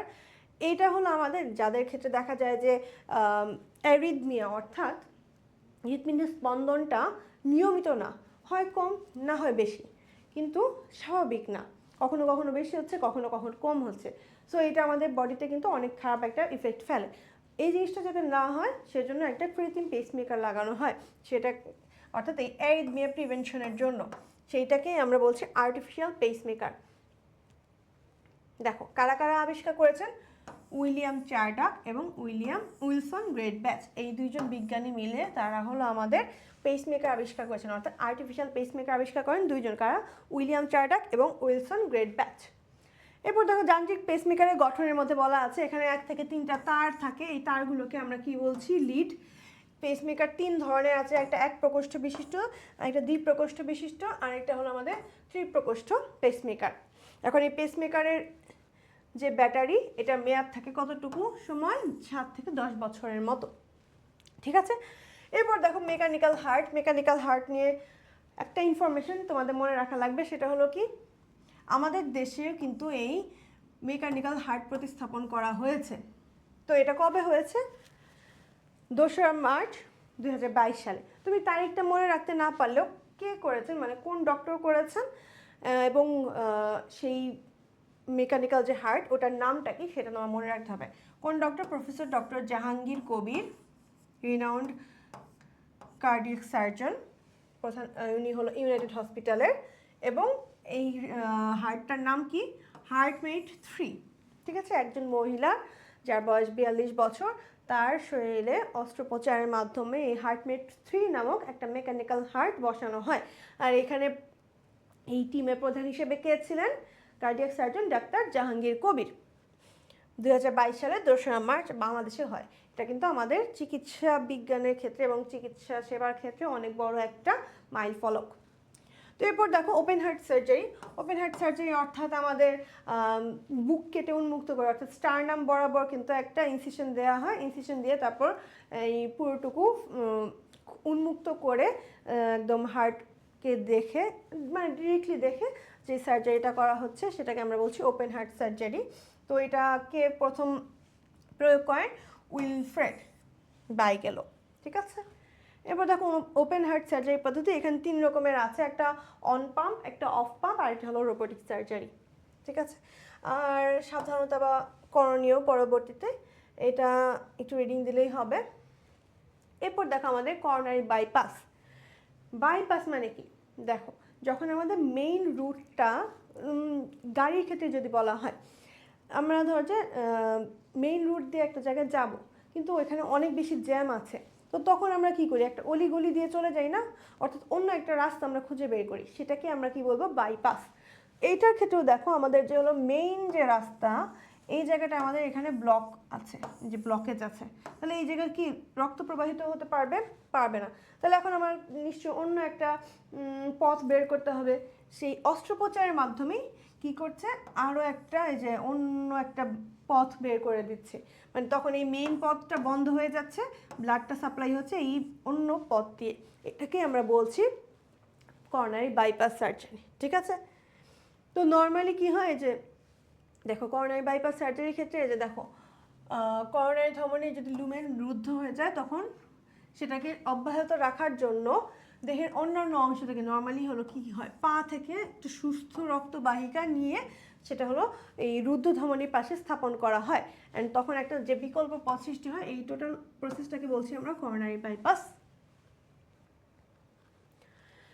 এরপরে যে দেখো করোনারি ধমনীর লুমেন যখন 50 থেকে 70% সংকীর্ণ হয়, তখন সেক্ষেত্রে আমাদের রক্তের প্রবাহ হৃৎপিণ্ডিতে কমে যায়, তখন আমাদের কি হয়? বুকে ব্যথা অনুভূত হয়। আমরা তখন পড়েছিলাম না, অক্সিজেন যখন কমে যাচ্ছে বুকে ব্যথা অনুভূত হয়। এরপর দেখো যখন 90 থেকে 99% সংকীর্ণ হয়ে যায়, তখন কি হয়? অস্থির অ্যানজাইনা শুরু হয়। ঠিক আছে, অ্যান্ড তখন দেখা যায় আমাদের বাইপাস ছাড়া কোনো উপায় খোলা থাকে না। এবার দেখো এই যে এনজিওপ্লাস্টি। এনজিওপ্লাস্টি কি? দেখো এখানে আমাদের রক্তনালীর এই যে উপরে নিচে বিভিন্ন রকমের এই যে চর্বি জমে গেছে, তো চর্বি জমে কি আমাদের রাস্তাটা কমে গেছে না, ব্লাড যে দিক দিয়ে প্রবাহিত হবে এখানে জায়গাটা কমে গেছে, এজন্য কি করা হয়? একটা ক্যাথেটারের মতো প্রবেশ করানো হয়।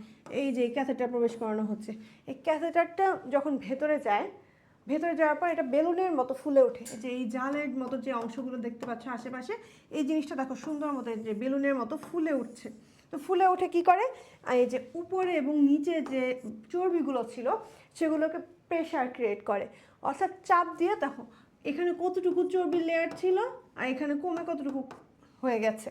তো দেখো তারপর যখন এইটুকু চর্বির লেয়ার যখন কমে যায়, তখন যেই ক্যাথেটারটা দিয়ে ঢুকিয়েছিলাম আমরা, ক্যাথেটারটুকু বাইরে বের করে আনা হয়, জাস্ট জালটুকু যেটা, সেটা কিন্তু ওখানে রেখে দেয়। অর্থাৎ দেখো এই লুমেনের যতটুকু অংশ, এই জালটাও কিন্তু ততটুকু পরিমাণে মোটা, তার মানে এখানে যতটুকু ব্লাড সাপ্লাই হচ্ছে এখানেও কিন্তু এই জাল অথবা এই এনজিওপ্লাস্টি করার কারণে সেম পরিমাণে ব্লাডের সাপ্লাই হচ্ছে, এন্ড এই জিনিসটাকে বলছি আমরা এনজিওপ্লাস্টি। এখানে কিন্তু খুব বড় ধরনের অস্ত্রোপচার করা হয় না, জাস্ট এই যে হৃৎপিণ্ডের যে সংকীর্ণ লুমেন সেটাকে প্রশস্ত লুমেনে কনভার্টেড করা হয়, এন্ড এটাকেই বলছি আমরা এনজিওপ্লাস্টি। এনজিওপ্লাস্টিকে প্রথম প্রয়োগ করেন ডক্টর অ্যান্ড্রেস গ্রয়েনজিগ। ঠিক আছে, এই এনজিওপ্লাস্টি 4 ধরনের আছে। কি কি দেখো, balloon angioplasty, laser angioplasty, coronary atherectomy এবং লাস্ট ওয়ান হলো আমাদের করোনারি স্টেন্টিং। এই করোনারি স্টেন্টিংটাই সবচেয়ে বেশি ব্যবহৃত হয়। ঠিক আছে, এই যে এখানে যে হলো ধাতব তারের যে জালের মতো অংশ আমরা বললাম, সেই জালটাকে বলেছি আমরা স্টেন্ট। এরপর এই যে এই এনজিওপ্লাস্টি বলেছি না, বড় ধরনের কোনো অস্ত্রোপচার হয় না, দেখো মাত্র সময় লাগে 30 মিনিট থেকে কয়েক ঘন্টা। এখন এনজিওপ্লাস্টির উপকারিতা, এটা তোমরা আবার একটু রিডিং দিও। যে দেখো একটু কোয়েশ্চেনটা আনসার দাও, সবচেয়ে প্রচলিত এনজিওপ্লাস্টি কি? আমরা পড়ার শেষ পর্যায়ে চলে আসছি, এখন জাস্ট এটার আনসার দাও, আমরা শেষ করে দেবো পড়া। সবচেয়ে প্রচলিত এনজিওপ্লাস্টি কোনটা? বললাম আমি, পড়ার সময় বলে দিয়েছি।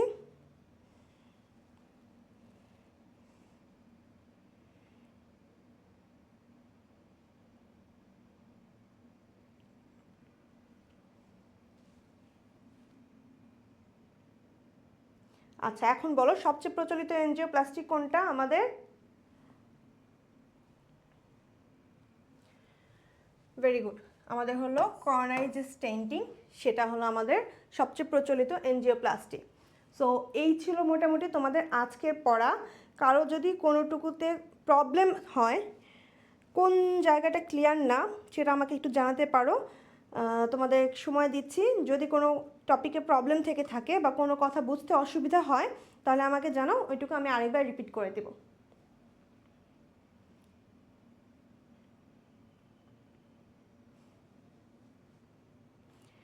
যদি বুঝতে অসুবিধা না থাকে তাহলে আমাদের ক্লাস এখানেই শেষ করছি।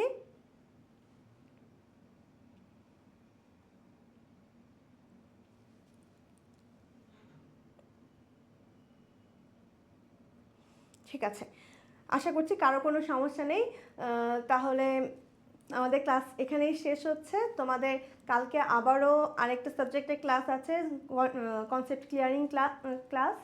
তো ওই ক্লাসটা তোমরা ভালোভাবে করো। আশা করছি জুলজি এই চ্যাপ্টারে কোনো সমস্যা নেই। এরপর যদি থাকে অবশ্যই আমাদের মেডিকো টিচার্স প্যানেলে তোমরা জানাতে পারো, ইনফর্ম করতে পারো। আমরা অলওয়েজ তোমাদের জন্য আছি। অ্যান্ড 19 তারিখে বায়োমেনিয়া এক্সামের জন্য সবার কাছে শুভকামনা জানাচ্ছি। Best of luck. অ্যান্ড আজকের জন্য এখানেই শেষ। আসসালামু আলাইকুম।